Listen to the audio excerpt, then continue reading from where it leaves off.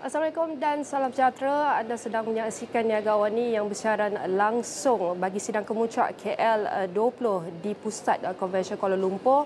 Dan sebelah saja lagi rakan tugas Harits Asyraf akan menyertai kami di segmen ini, termasuk juga dengan beberapa kru AWANI yang sudah berada di sini sejak 8 pagi lagi, iaitu forum KL20 ini akan berlangsung secara rasmi pada jam 10 pagi, tetapi kami bersiaran awal sedikit untuk bawakan anda bagaimanakah persediaan di Pusat Konvensyen Kuala Lumpur untuk kita lihat beberapa jam sahaja lagi akan bermula secara rasmi, iaitu acara KL20. Bercakap mengenai acara ini, iaitu Malaysia berhasrat untuk menjadi antara 20 negara terbaik dalam syarikat pemula menjelang 2030 dan meletakkan Kuala Lumpur sebagai hub pemula serta digital serantau. Dan apa yang telah dikatakan oleh Perdana Menteri Datuk Seri Anwar Ibrahim sendiri sehubungan itu Sidang Kemuncak KL20 yang bakal berlangsung selama 2 hari bermula hari ini sehinggalah 23 April 2024, iaitu akan menjadi forum yang memudah cara untuk syarikat pemula dalam pelaburan yang bernilai tinggi. Serta kami juga akan bawakan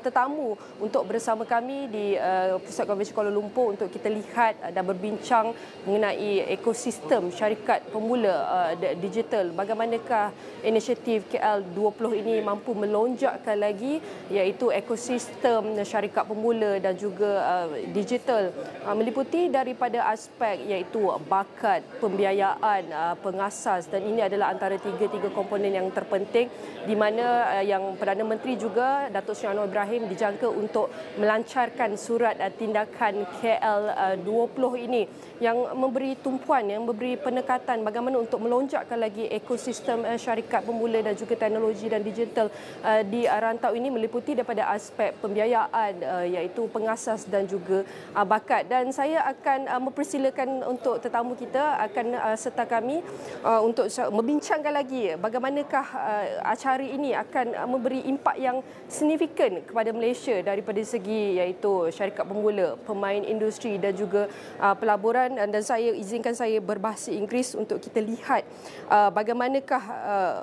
bagaimanakah pentingnya dasar-dasar kerajaan mengambil kira perspektif dan strategi jangka panjang yang dikongsi oleh wakil-wakil syarikat modal teroka dan pelabur yang juga akan turut hadir di sini untuk meneliti dan mengikuti sepanjang forum ini yang akan diadakan daripada pagi sehinggalah petang.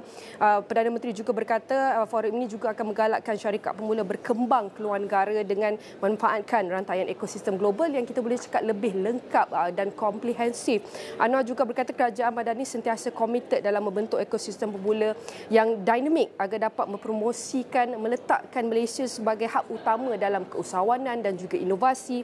Perdana Menteri Datuk Seri Anwar Ibrahim juga akan merasmikan persidangan itu hari ini yang berlangsung di Pusat Konvensyen Kuala Lumpur, dan Niaga AWANI dan Bulutin AWANI seterusnya akan terus membawakan perkembangan seterusnya mengenai acara ini. Dan izinkan saya berbahasa Inggeris untuk kita mempersilakan tetamu kita di sini.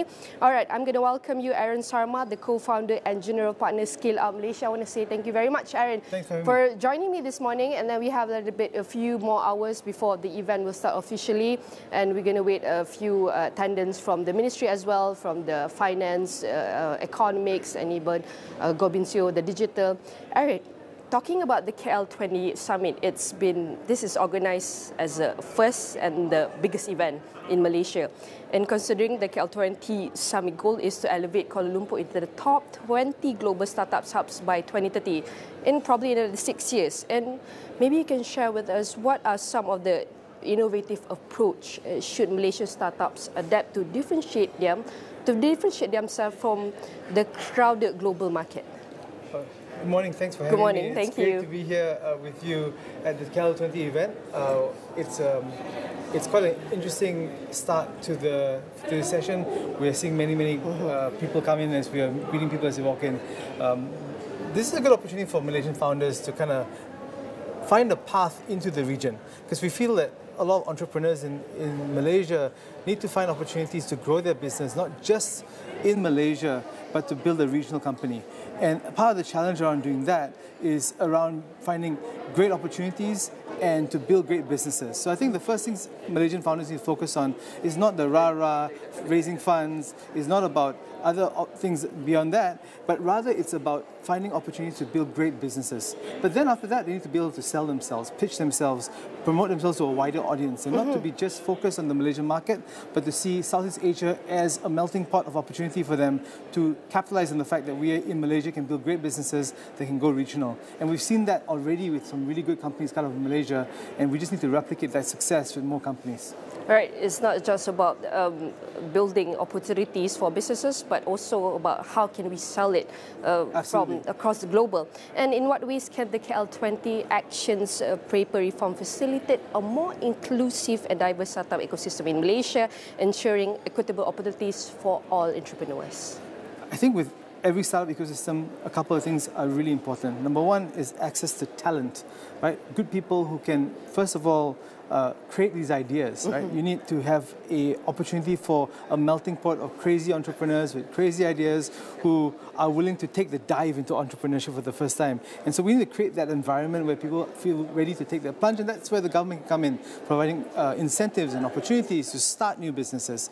The other thing is talent for building things. So we need capabilities, right? People who know how to build software, who now understand AI, because that's a big part of a lot of software these days, understand how to commercialize products, understand regional businesses. So it's both about, let's incentivize the founder, incentivize also the people working with the founder to build the business. But on top of that, there needs to be access to capital, because you can't build a big business on just a dream or a few guys in a garage or around the mamak stall. You've got to have the ability to scale that business. And so part of this event, what I'm looking for is how do you, obviously provide incentives to attract talent to build startups, but also how do you create enough capital to kind of help these businesses grow, scale, and go beyond where we are in Malaysia. And definitely the theme of what you just said, crazy. We need to be able to, crazy enough to go out there to share our ideas and build our capability, especially. And considering, and how can we say with the Malaysian unique culture, we want to see how can Malaysia leverage on the unique culture and geographical advantages to position itself as a distinctive hub for specific industry or even technologies within the global startup landscape. So I think I'll attract this from 2 points, right? Number one, I think we need to remember Malaysia is a multicultural society.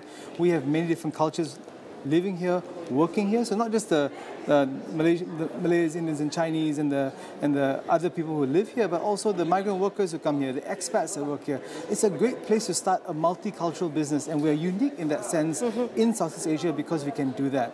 We also have affordable wages and low cost of doing business. That makes it really easy to start a company here, and these are advantages that we already have intrinsic in Malaysia.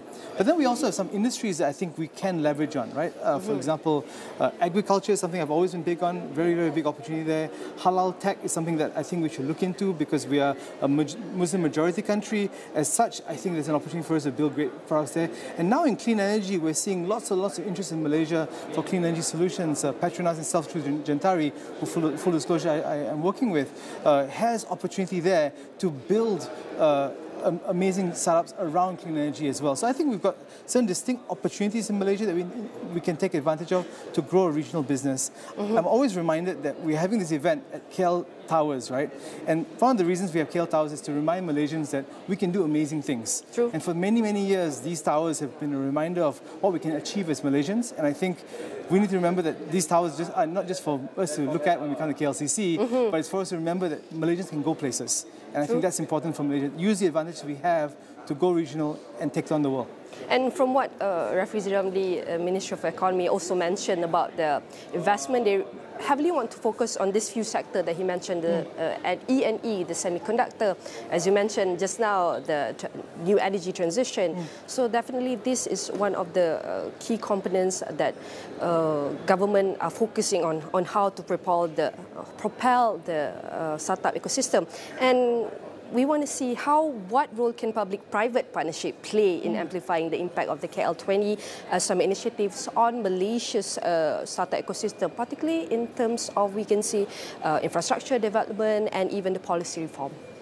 So I think you're right. Like, it cannot just be governments and startups working together. There needs to be also the private sector, because great businesses are not just built from the guy in the mamak stall building that billion-dollar company. Sometimes startups need to work with corporates. and need to be able to kind of integrate their solutions with other existing large businesses.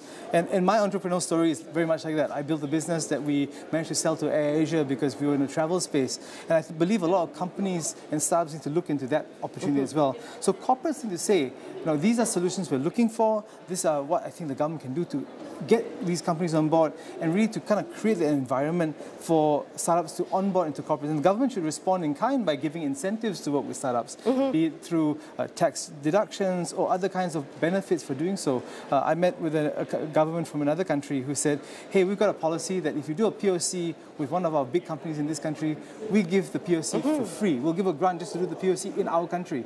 And so maybe these are things that we can do as Malaysians to really take advantage of our unique environment, of the low cost of doing business, as well as bringing talent into the market for building businesses. How can we make it more attractive and even we can say sexy for the investment to come? Yeah. Especially and with the increasing importance of sustainability and social impact on global business practices, how can the KL20 Summit strategy encourage Malaysia startups to prioritize the values in their growth strategies?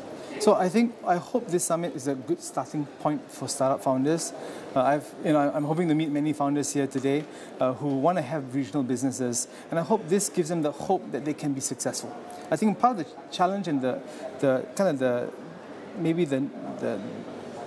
issue with Malaysian startups over the years has been they've been unable to scale regionally, so they've become very local businesses, almost becoming SMEs. And there's nothing wrong with that. You can build great profitable businesses as SMEs. But if we want to really create those success stories, those unicorn companies, then we need to be able to dream big and really pursue lofty ambitions. And I think that's something I hope that this Startup Summit can encourage Malaysians to do that, because there is a pathway now. The government has given policies in place, corporates are in place to support you, the venture capital community is there with capital to give you, and there's training education to support the entire endeavour. I think if they see that this is a viable opportunity for them, this will be a success for KL Startup Summit. All right, the people are in place, as you mentioned, the ideas are in place. We're just waiting for execution. Exactly. And how can the KL20 address the challenges faced by Malaysian startup in scaling internationally? That is one big question, particularly in terms of regulatory compliance. We know that they have their own policy. We have to also adapt, and also about the cultural adaptation and the market penetration. I think KL20 has an opportunity to provide policy clarity when we go to other markets, right? And for the longest time, if I was a startup founder in Malaysia, I had so many agencies and government bodies I had to talk to. I almost spent more time as in my founder life speaking to agency to get things done versus actually running the startup, right? So I think one thing that the KL20 can provide is a single window to access all these policies and opportunities. And then once they provide the window, to provide a pathway into other markets. And conversations should happen that go like this. Hey, you want to enter Indonesia? Here's who we know in Indonesia. Here's who you should talk to. Here's your first stop, and let me organize that relationship for you. Here's you want to launch in Thailand or Philippines or Vietnam. We should be building those bridges to ASEAN. I think if there's something that KL20 can do is to present Malaysia as the launch pad of ASEAN startups. And I think if we do that, that's a huge opportunity for KL20. And then we also have to consider about the competition, definitely. And considering the competitive nature of the global startup landscape, what critical skills and capabilities should Malaysian entrepreneurs and startup develop to succeed and contribute significantly to KL's ranking among the top global startup hub by, we can say, in 6 years? I think one thing I would say to average Malaysian founders that maybe we've not say enough, right? I think Malaysian founders need to know what's in the market and what's in the region. Many a time, a lot of Malaysian founders are very much focused on what's in Malaysia. And that gives them a bit of a blind spot. It makes it difficult for them to go to another country and say, hey, I've got a great solution. Because when they enter the new market, they need to say, hey, I got a solution that's comparative with what's in the new market. So I think one thing the Malaysians can do is let's see what's out there, what other people are doing, have that kind of regional view or global view, in fact, of what the market is really like for their particular industry. Another thing I think Malaysian startups need to kind of have is a sense of grit. like the ability to go through very, very difficult moments.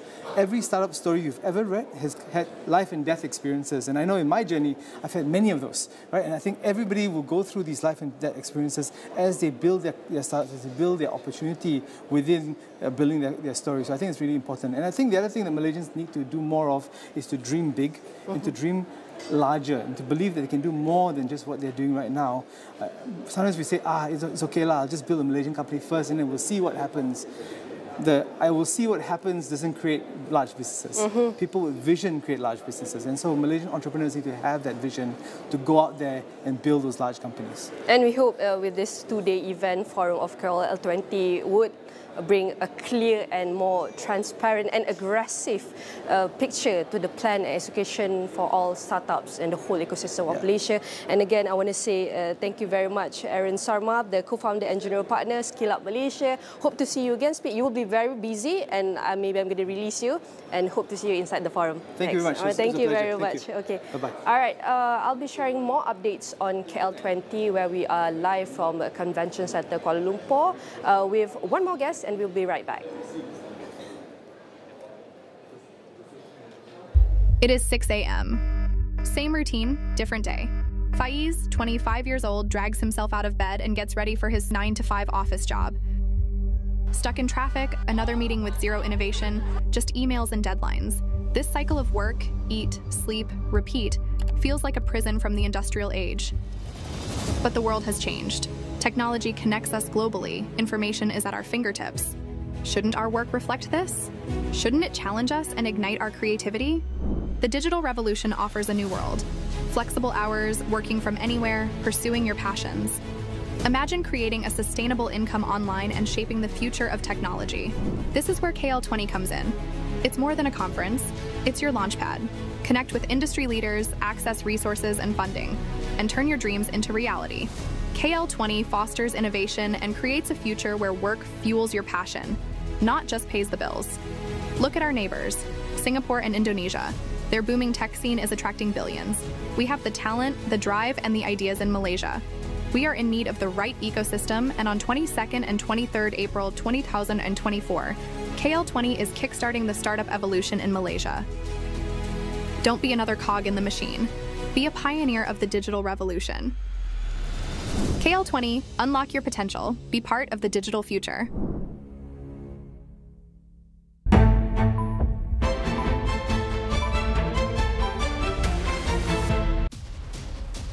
Aku dari unit khas PDRM.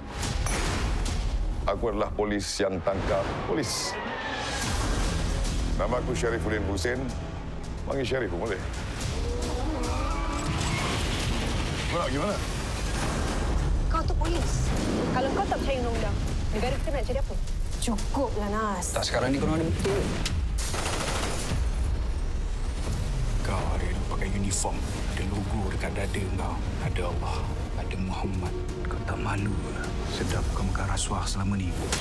Aku tak pakai rasuah. Kau nak tahu apa yang lagi buruk? Polis bunuh orang. Kau tuduh aku ke? Tak ada bukti. Tuduhan kau tu tak ada nilai kat mahkamah. Rule number 1, jangan percaya polis yang tak makan rasuah.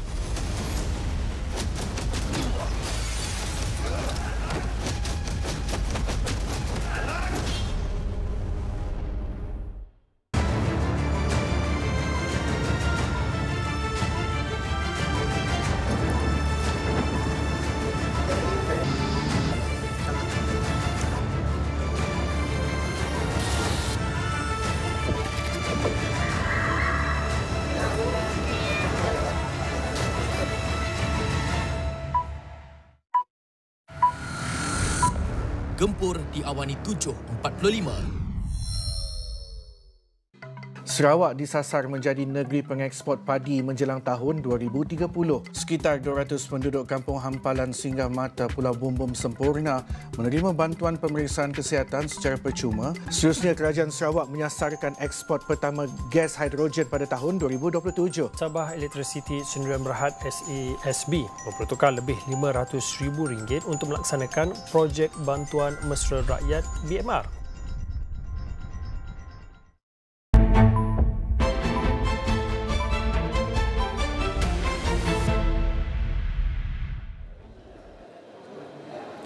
And welcome back to Niaga AWANI. We are live from the Convention Centre Kuala Lumpur, bringing you live updates about the KL2024 Summit and talking about the KL20 Summit 2024 commencing today at the Kuala Lumpur Convention Centre marks a pivotal moment in Malaysia's journey to be among the top 20 global startups by 2030 and solidifies Malaysia's position as a premier destination for startups and even venture capitalists. And the two-day summit will unveil the KL20 action proper to be launched by Prime Minister Datuk Seri Anwar Ibrahim today, a roadmap outlining reforms to achieve a convergence among key stakeholders to propel Malaysia's startup technology sector to even new heights. And one of today's highlights include the signing ceremony for the Malaysian Semiconductor Accelerator and Integrated Circuit IC Design Park with Selangor Hub with partners including the ARM Limited, Faisal Malaysia and even Skychip and the Shenzhen Semiconductor Industry Association. And that's a little bit highlight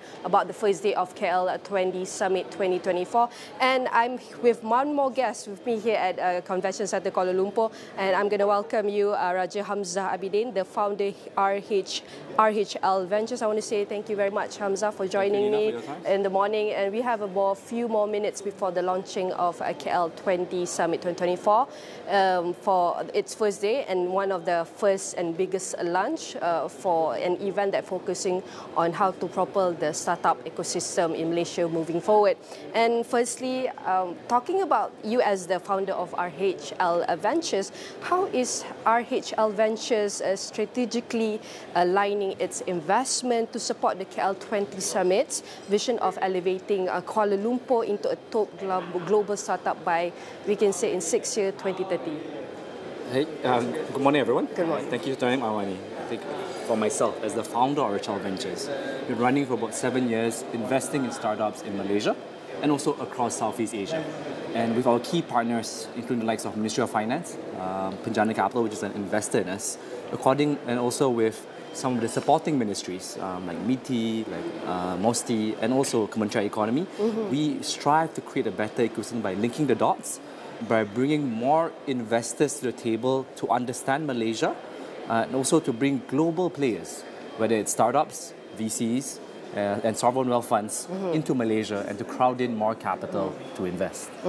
Okay, sorry, doing the arrangement of this, can look at me. In what ways can we leverage in extensive network and expertise to bridge the gap between the early stage startups and the later stage growth contributing to the Malaysia startup ecosystem growth? So I believe an early stage approach and a late stage approach is slightly different. Okay. An early stage approach is backing founders of an idea and backing their execution from an early stage, meaning that there's less numbers and less traction, but actually there's a lot more focus on the founder's ability. An example is a company that I invested in called Kopiku recently. They do coffee as a service. They've invested and also expanded to more than 10 outlets in a matter of 6 months. And recently, they've crowded in Vertex, which is a fund linked to Temasek and based out of Singapore. So again, early stage is about crowding in investors quickly and scaling up quickly. At the growth stage, the expectations of investors are a bit different. Okay, investors want a lot more traction, and they want larger ticket sizes as well. What that means is that usually you have to bring in more regional investors and also global investors to the table. That's why I feel what KL20 is trying to do, which is in terms of bringing more investors to the table, more VCs, more sovereign wealth funds to the table, is an important component to what the government and also what the ecosystem wants to achieve moving forward. And talking about coffee, we may need it in the morning, definitely, for the forum to begin. And talking about how is RHL Venture collaborating with key stakeholders, like including government initiatives and the industry players, and even to reform the outline of KL20 Summit, action proper and proper the Malaysian startup ecosystem. So I give you a quick example. Diving into the topic you mentioned earlier, semiconductors. Okay, we've had probably 3-4 trips to Penang already. And then we've also had trips to Korea, Taiwan, and China, and this is all supported by MIDA. And MIDA has made introductions to key component players, which is all feeding into the national semiconductor roadmap that PM spoke about a couple of days ago. What this means is that it's no longer different agencies working through themselves, right? Us as ecosystem players as private sector players, are also involved in linking up the dots, bringing a mix of capital providers to the table, but also startups to the table to benefit from that. And for us, as a venture capital fund, we will look to invest in the best startups that target that sector. So number one, I mentioned earlier, semiconductors. I think that's a big key area where we are spending time on, because we believe Malaysia has an edge. We have a huge market share in the OSAT space, but we want to expand into higher end fabrication and the higher end of value chain. But at the same time, there's a few other sectors that we think to do well, like Islamic fintech. We invested in an Indonesian company that we are bringing to Malaysia, and they are one of the largest Sharia digital banks in Indonesia. So again, the crowding in of ideas is important as well. I mentioned capital, crowding in of ideas from the best executors from overseas, merging them with local execution and creating strong investment outcomes for someone like us. And interesting to see how RHL adapt the strategies, investment strategies, and even the criteria to navigate to the rapidly evolving technology landscape and even the market dynamics that as emphasized by the KL20 summit goal. So I think in investments, we've got to be very flexible, and we've got to be very focused on returning capital to investors. If you look 2 years ago, everyone was chasing super fast growth, and everyone was chasing quick returns. But now the focus is a lot more on sustainability, about creating profits. So that's why investors are also a bit more willing to invest in hardware in terms of a longer return cycle, but in the end, creating profits for investors. What's key for us is, I think, for Southeast Asian VC investors, the exit environment needs to improve. And exits in the form of IPOs, I think, will still continue to improve as we speak. Bursa itself has announced, I think, 40 plus IPOs that they're talking about this year. And I think for our startups, we are bridging that gap between the market makers and also us, so they can help our startups list and create more liquidity in the ecosystem. Liquidity is a necessary thing for everyone to make money together. Yeah, from the investment, equity, equitability, talking about investment is very important. It's like a long-term investment for building a better and secure future. And in the light of KL20, focus on inclusivity and diversity, and how can we ensure that the investment portfolio reflects this value and even promotes equitable opportunities for all entrepreneurs? So the way how I see, the market in venture and SMEs and startups are pretty fair. If you have a good idea, potentially it'll get executed and that grows accordingly. But at the same time, I believe the government is focused on a lot of accelerator programs, whether it's like plug and play, Antler, and all these players coming to the table, which means that there are actually more opportunities for people to branch out, to come up and start their own business in a very fair way and in a very equitable way to build businesses. What that means is that you don't have to be from a privileged background to start a startup. You can be from any background as long as you have a strong idea, strong execution, and a strong vision.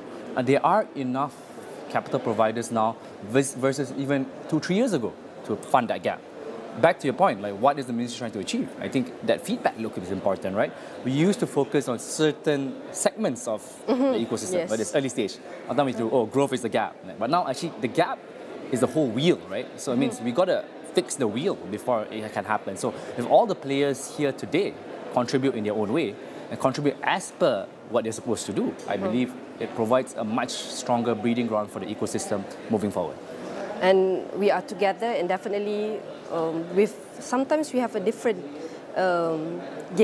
agenda, but we need to align it in one big agenda. And can we say, how does, from your experience and your whole journey, how RHL play a very important role in fostering innovations and entrepreneurship through mentorship, strategic guidance, and even operational support to help startup realize their full potential in this 2 days event?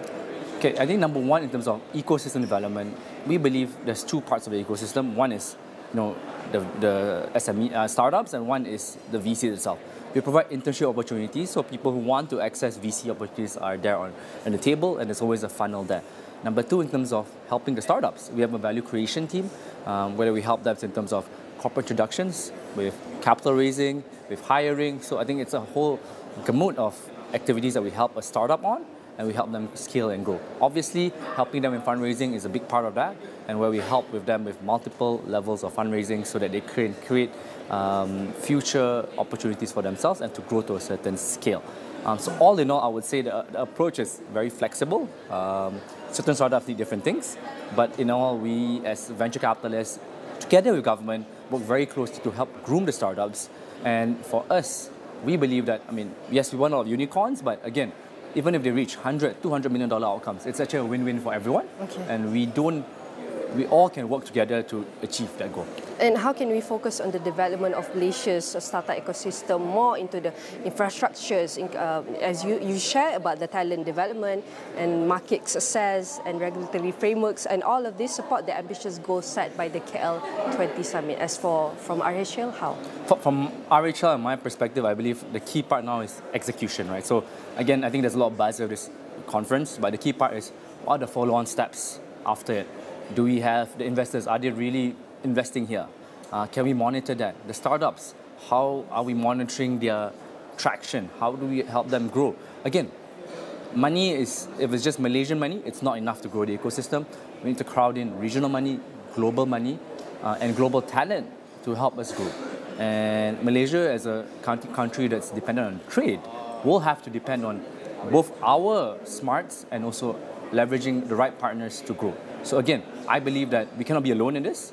Whether it's government, private sector, external parties, we all got to work together to make this a success. And this is what's happening now with Hamza is being a part from the KL20 summit that will be held for 2 days in Konvensyen Kuala Lumpur.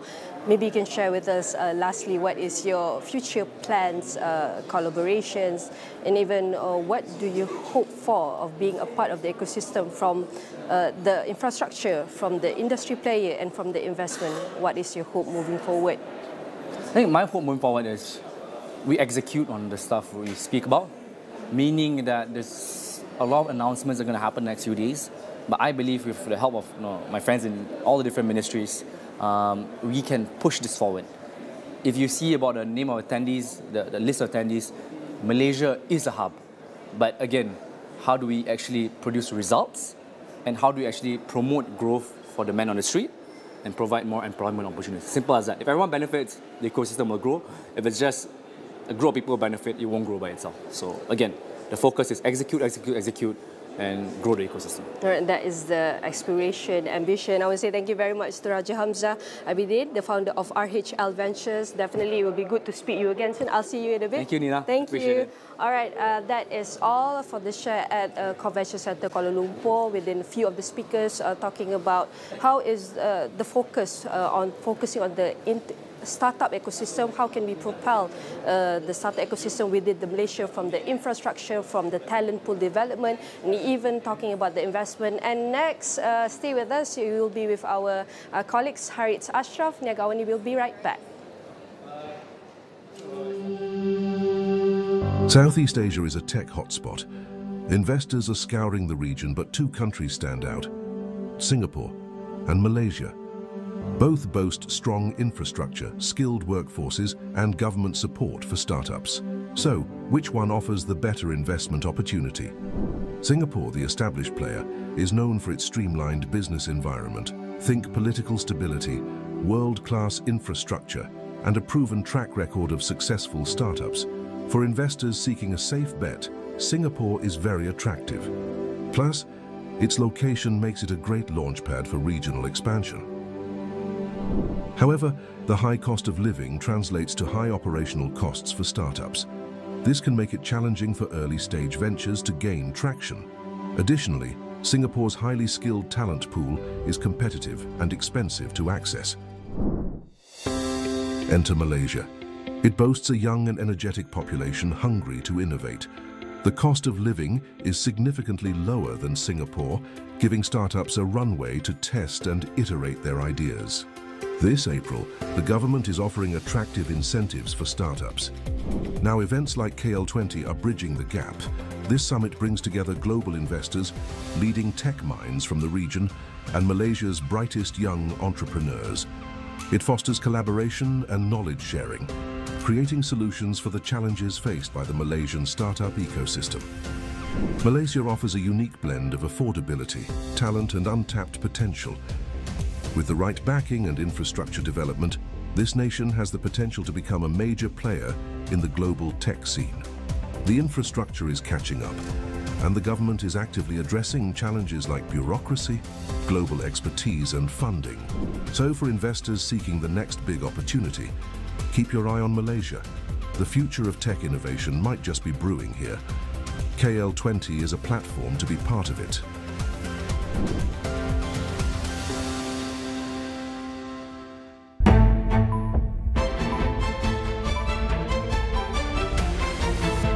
Seterusnya, peminjam Perbadanan Tabung Pendidikan Tinggi Nasional atau PTPTN digesa merebut peluang insentif diskaun bayaran balik pinjaman. Fenomena equinox menjadikan bumi dan matahari berada pada jarak paling dekat dalam sistem solar. Malaysia berjaya membanteras jenayah berkaitan dadah bernilai 990 juta ringgit sejak 2019.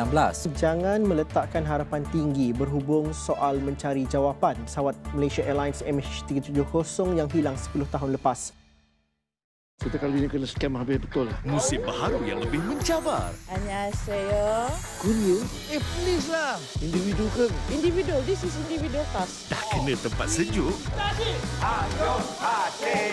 Tempat panas pun ada.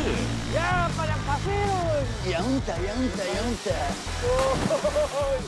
Macam naik roller coaster lah. Ada peran ke? Travel awak projek Bapak-Bapak di Astro Warna dan Astro Go. Sebuah perjalanan baru tercetus di Piala Thomas dan Uber. Di sinilah semangat berpasukan berfungsi dalam pertarungan yang menuntut kepercayaan satu sama lain. Kerana tiada kemenangan berseorangan.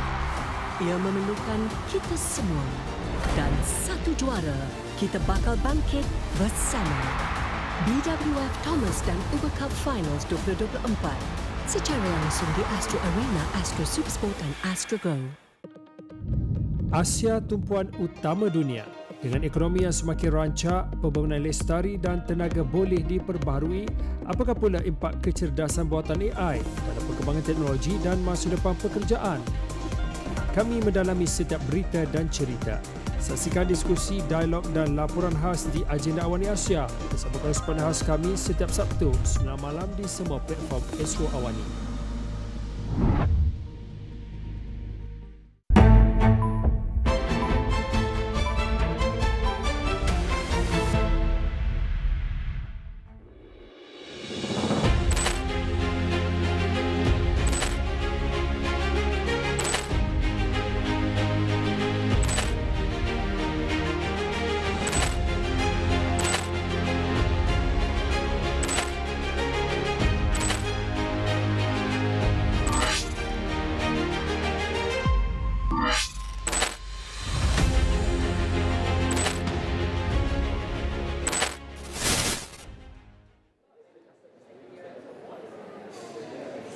Bertemu kembali dalam Niaga Awani, saya mengambil alih dari rakan tugas saya Nina Rozman yang bersiaran lebih kurang dalam 30 minit tadi. Okey, untuk waktu ini kita masih lagi nak memberi fokus berkait dengan apa yang menjadi fokus dan juga tumpuan di dalam Sidang Kemuncak KL20 ini. Di mana sudah tentu antara perkara yang paling penting kita bercakap soal inovasi dan juga bagaimana inovasi ini sebenarnya mampu untuk memacu syarikat-syarikat pemula bukan sahaja di peringkat nasional ini tetapi mengembangkan perniagaan mereka ke peringkat yang lebih besar. Kerana kita tahu pasaran di Malaysia ini kecil sahaja. Bagaimana mereka ini, bagaimana teknologi dan juga inovasi produk dan sebagainya ini mampu untuk membawa mereka ke peringkat yang lebih tinggi. Ini yang akan saya bincangkan bersama dengan tetamu saya, saudara Safwan Zairi yang merupakan Ketua Pegawai Ekosistem Ranti. Safwan, terima kasih sudi bersama dengan Astro Awani. Belum terlambat lagi nak ucapkan selamat Hari Raya. Selamat Hari Raya Safwan. Okey. Pertama sekali, mungkin kalau kita nak bercakap soal strategi, mungkin apa bentuk strategi meranti laksanakan dalam nak memupuk inovasi dan juga nak menyokong syarikat pemula, startup, terutama kalau kita bercakap dalam konteks Malaysia ini, Safwan? Okey, Assalamualaikum dan selamat pagi. Terima kasih Harits. Jadi pihak meranti ataupun teknologi inovasi Park Malaysia telah pun terbabit dalam pembangunan ekosistem syarikat teknologi pemula ni dari awal lagi. Sejak daripada 2014. Sewaktu itu ialah masa itu agensi ini Magic, ya. Jadi masa itu kita lihat memang perlukan pelbagai kerjasama dengan salah satunya dengan institusi kerajaan, bersama dengan kementerian, bersama dengan agensi, bersama juga dengan Persatuan Masyarakat Madani. Jadi inisiatif KL20 ni merupakan kita lihat ke pengembangan tenaga di antara institusi tersebut, di mana kita bawa program, kita bawa inisiatif dan juga insentif yang diperlukan untuk merancakkan lagi teknologi syarikat pemula di Malaysia. Dan itu kita akan lihatlah pengembangan tenaga dengan Kementerian Sains Teknologi Inovasi, Kementerian Pengajian Tinggi dan pelbagai lagi institusi lain. Kalau kita bercakap soal cabaran, Safwan, Malaysia kalau kita lihat dengar apa yang Perdana Menteri menyatakan adalah untuk meletakkan Malaysia sebagai 20 negara teratas ekosistem bagi syarikat permulaan ke peringkat global ini. Pandangan Safwan melihat dari segi cabaran dan yang perlu dilalui dan bagaimana kita nak mengatasi cabaran tersebut, Safwan? Okey. Jadi memang isu cabaran ni memang sentiasa ada. And very dynamic. Very dynamic. Dia akan berubah. Teknologi merupakan cabaran. Sebab apa teknologi juga berubah. Tapi kalau kita lihat daripada apa kita lihat, kalau kita tak tangani cabaran itu sekarang, dan kalau kita lihat KL20 ini merupakan salah satu daripada inisiatif untuk menangani cabaran tersebut. Kita lihat pada kita punya ekosistem syarikat teknologi pemula tu, mereka tersebar di seluruh KL. Betul. Jadi kadang-kadang untuk kita memberikan bantuan tu, ada yang di PJ, ada yang di Kuala Lumpur. Perlunya kita satukan ataupun kita mewujudkan contohnya satu rantaian di mana kita boleh tumpukan syarikat-syarikat teknologi pemula ni di lokasi-lokasi yang strategik. Contohnya macam di Teknologi Inovasi Park di Malaysia di Bukit Jalil atau Meranti Park dan juga di beberapa lagi kawasan-kawasan di Kuala Lumpur yang kita juga bekerjasama dengan penyedia-penyedia infrastruktur dan juga pejabat ni lah. Yang itu kalau kita boleh satukan ni, boleh kita fokuskan juga insentif dan juga kita punya tumpuan tu, insya-Allah saya rasa kita akan berjaya untuk memacu lagi ekosistem syarikat teknologi pemula ni. Lagi satu perkara yang perlu kita lihat adalah dari segi nak mengintegrasi teknologi. Kita sebut tadi very dynamic teknologi ini. Kalau kita lihat seperti apa yang baru muncul AI dan kemudian kita bercakap juga berkait dengan blockchain sebagai contoh. Bagaimana ini sebenarnya dapat memacu inovasi dalam syarikat pemula ini? Pandangan Safwan melihat nak memperluaskan pasaran mereka dan juga memastikan bahawa perniagaan dan juga ekosistem itu lebih kukuh dan stabil dan beradaptasi dengan perubahan yang berlaku itu. Baik. Jadi kita balik pada kalau kita guna AI ataupun kecerdasan buatan ni salah satu inisiatif yang telah kita lancarkan baru-baru je minggu lepas kita lancarkan sandbox kecerdasan buatan. Yang itu kita bekerjasama dengan syarikat antarabangsa Nvidia dan juga bekerjasama dengan Kementerian Pengajian Tinggi. Ini merupakan salah satu penggunaan teknologi terkini yang kita perlu terapkan ke dalam kita punya ekosistem startup. Dia macam dulu kalau kita kata kita sama ada kita guna word processor, lepas tu kita menggunakan Excel, PowerPoint dan Words kita perlu syarikat teknologi pemula ni perlu mengadaptasikan dia punya penggunaan teknologi termasuk penggunaan AI ni. Jadi dalam kita punya inisiatif sandbox AI tu, kita punya target adalah sasaran kita adalah untuk mewujudkan 13,000 bakat kecerdasan buatan kerjasama dengan Kementerian Pengajian Tinggi, dengan universiti dan juga 900 startup. Iaitu kita punya kerjasama nanti dengan Creator, dengan My Digital, di mana kita dua-dua ni kita akan melihat pada merujuk bagaimana kita nak merancakkan tadi. Kita kena ada kita punya akses kepada tenaga mahir, kita kena ada akses kepada kita punya pasaran dan juga kita kena ada akses kepada dana ataupun modal troka. Dengan adanya tiga ni, saya rasa cabaran apa pun yang akan datang yang ke depan insya-Allah kita boleh tangani sebab apa yang tiga ni penting. Pasaran, dana, modal troka dan juga kepada kemahiran. Sebab selalunya kalau kita bercakap soal kemahiran itu juga antara cabaran utama juga di Malaysia ini dari segi sumber manusianya itu dan juga kepakaran terutama kalau kita bercakap soal teknologi. Safwan, antara yang perlu kita lihat juga inisiatif yang disediakan, bentuk inisiatif yang disediakan oleh Meranti dalam nak menyokong syarikat pemula ini terutama dalam nak menskalakan teknologi daripada sebagai contoh prototype kepada realiti, kepada produk jualan itu. Bagaimana Safwan melihat kepada perkara tersebut dan juga meranti menyokong usaha-usaha sebegini? So, di Meranti, kita selalu mungkin Harits dah pernah dengar saya cakap ideas kepada impact. Kita memang tahu idea inovasi itu memang banyak. Tapi pentingnya kalau idea itu kita keluarkan daripada pemikiran kita, otak kita, untuk kita jadikan prototype. Jadi Harits boleh nampak. Saya tunjukkan, oh Harits, yang hari tu yang saya cakap tu, ini prototype dia. Harits boleh pegang, tengok dan boleh, bila kita dapat lihat tu, dapat pegang dan kita dapat idea, oh ini rupanya kan.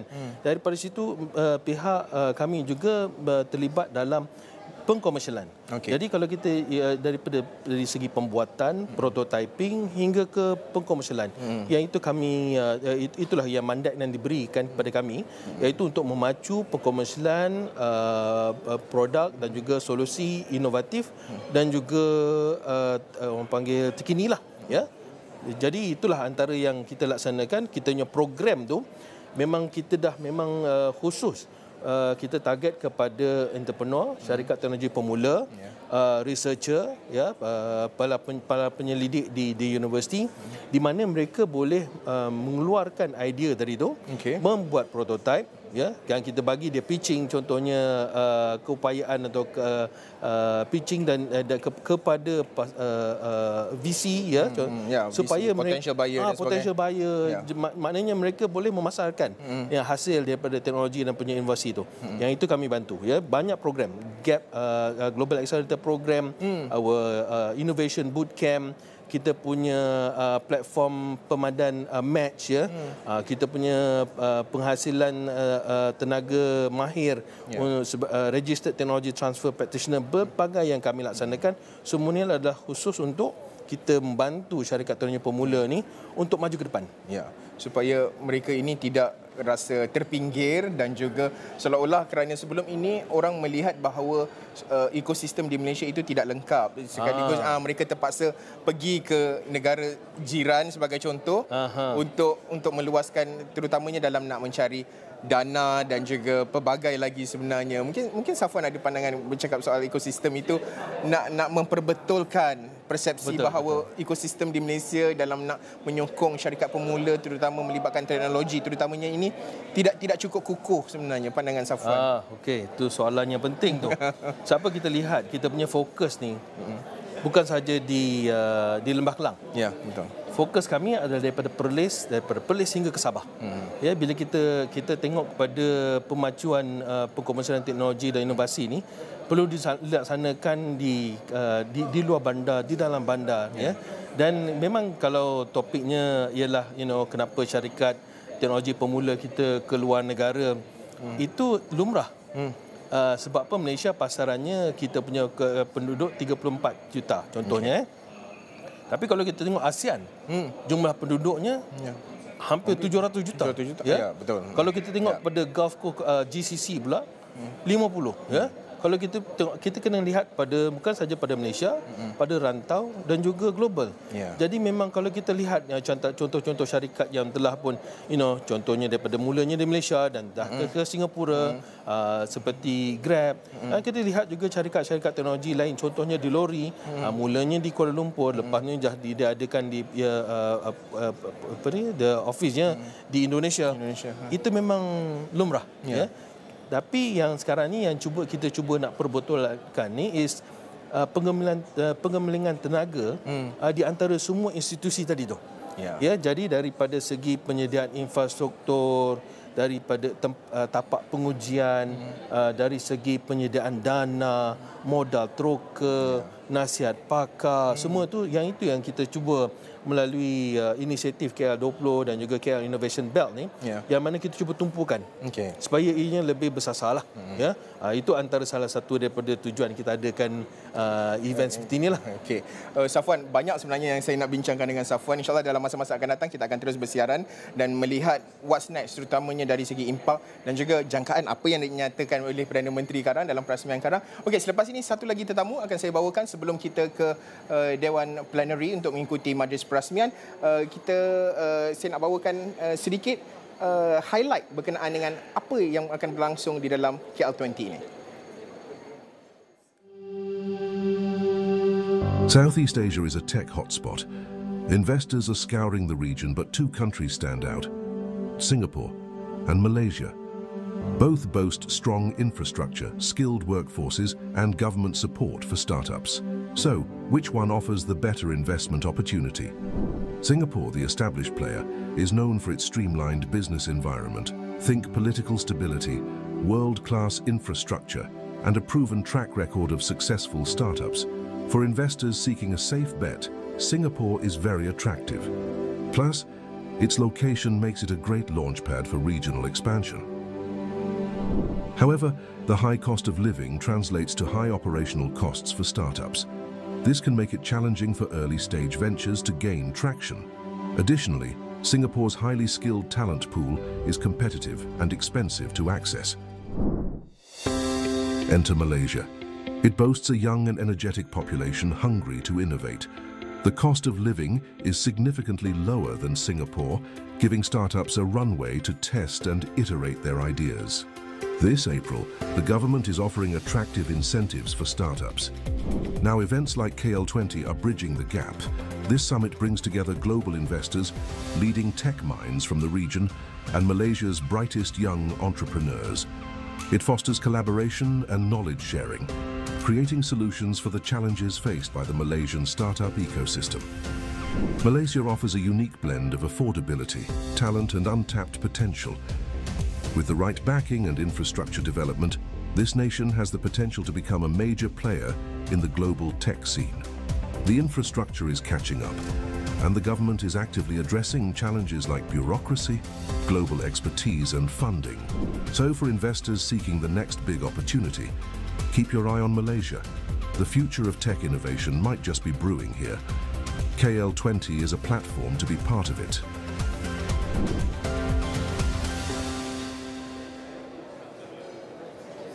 Okey, baik, bertemu kembali dan jika anda dapat lihat tadi sejak daripada jam 9 kita bawakan perbincangan dan juga melihat fokus serta tumpuan apa yang akan berlangsung sepanjang KL20 ini. Okey, seorang lagi tetamu bersama dengan saya untuk kita membincangkan mungkin secara makro dan juga melihat secara keseluruhan ekosistem di negara ini, bagaimana polisi yang ada, bagaimana dari segi political will-nya, dan juga adakah untuk meletakkan Malaysia sebagai hub 20 teratas negara yang akan menjadi kepada syarikat-syarikat modal ataupun syarikat-syarikat pemula di peringkat global ini.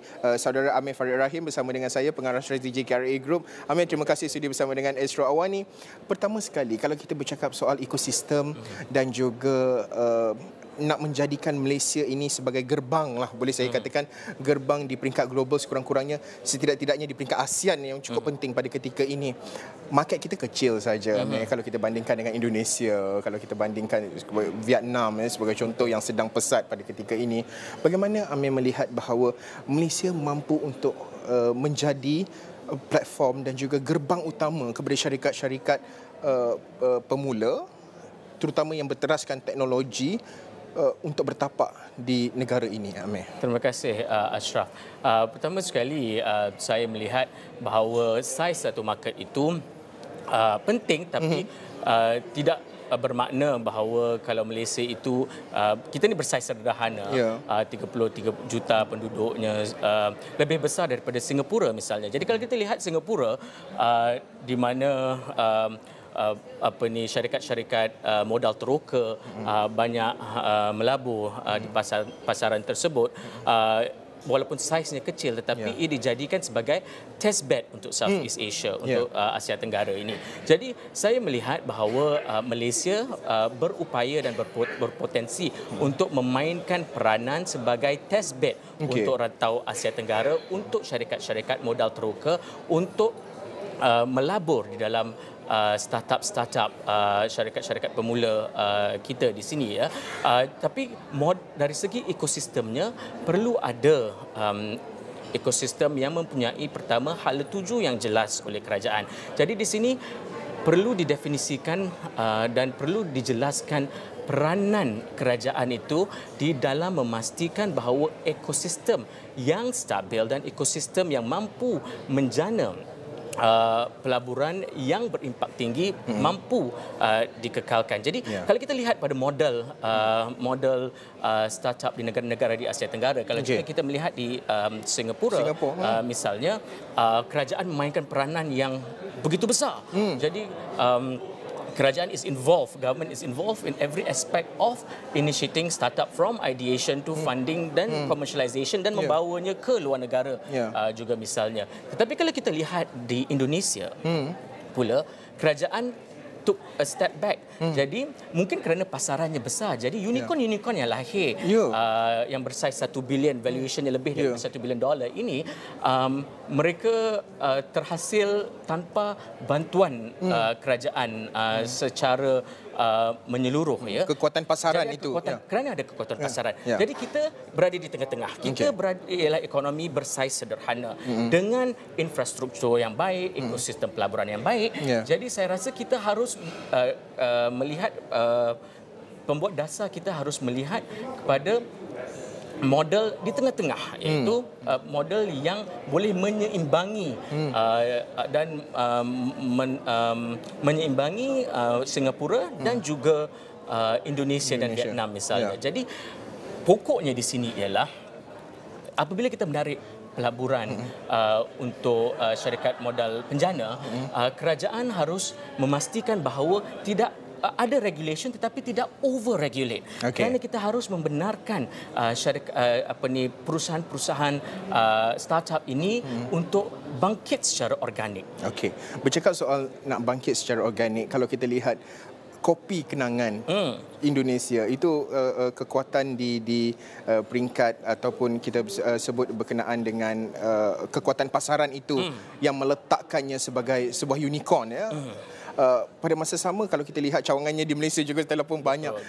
Ianya hanya kopi. Kalau orang cakap kopi je, bukanlah berteraskan terlalu di peringkat teknologi ataupun sesuatu yang sangat sukar dan orang boleh relate. Setiap pagi orang nak beli kopi, itu adalah kekuatan market yang meletakkan kopi kenangan itu di peringkat unicorn pada ketika ini. Mampu ke Malaysia untuk melahirkan unicorn itu? Jadi kalau kita melihat kepada, saya berpendapat bahawa kalau dari segi pembuat dasar dan kerajaan, tidak seharusnya kita terlalu fixated, terlalu berobsesi dengan untuk mewujudkan, untuk melahirkan unicorn, iaitu syarikat perusahaan syarikat yang bernilai lebih dari $1 bilion ini. Tetapi jika kita memperbanyakkan bilangan startup kita dan memastikan ekosistem yang baik terus terbina dan is maintained, jadi kebarangkalian untuk kita melahirkan unicorn itu besar. Jadi ada beberapa proses dalam modal peringkat modal penjanaan ini. Pertama ialah dari segi ideation, idea-idea itu. Jadi betul seperti Asyraf cakap, masalah contohnya kopi kenangan itu bukan isu perkara pokoknya lah menjual kopi, itu perkara yang basic.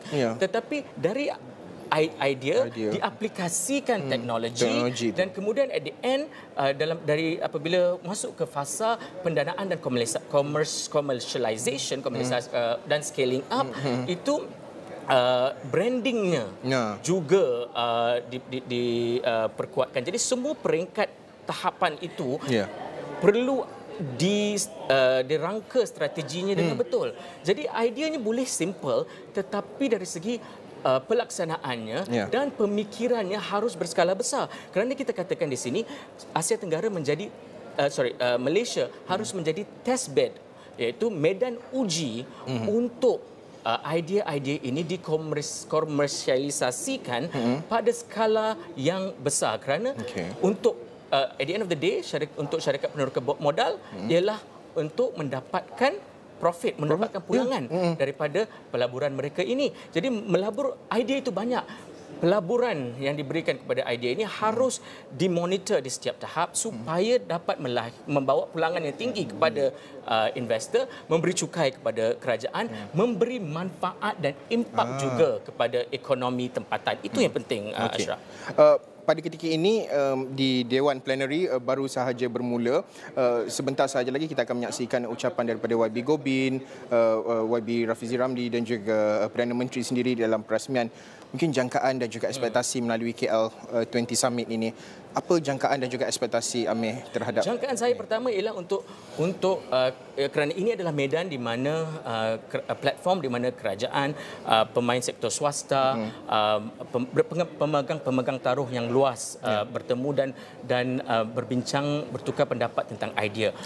Idea-idea yang boleh menjana ekonomi negara dan memastikan bahawa Kuala Lumpur itu dilihat sebagai satu hub vibrant untuk mewujudkan satu ekosistem startup yang berjaya. Jadi apa yang saya harapkan adalah actionable items yang boleh dilaksanakan oleh kerajaan secepat mungkin dapat diumumkan melalui platform KL20 ini dan juga kalau boleh adalah MOU dan announcement pelaburan dalam sektor-sektor strategik, terutamanya sektor-sektor yang menggunakan teknologi yang tinggi. Tapi berbalik, dan saya juga berharap juga seperti yang saya sebut tadi, dalam kita bercakap tentang modal teroka,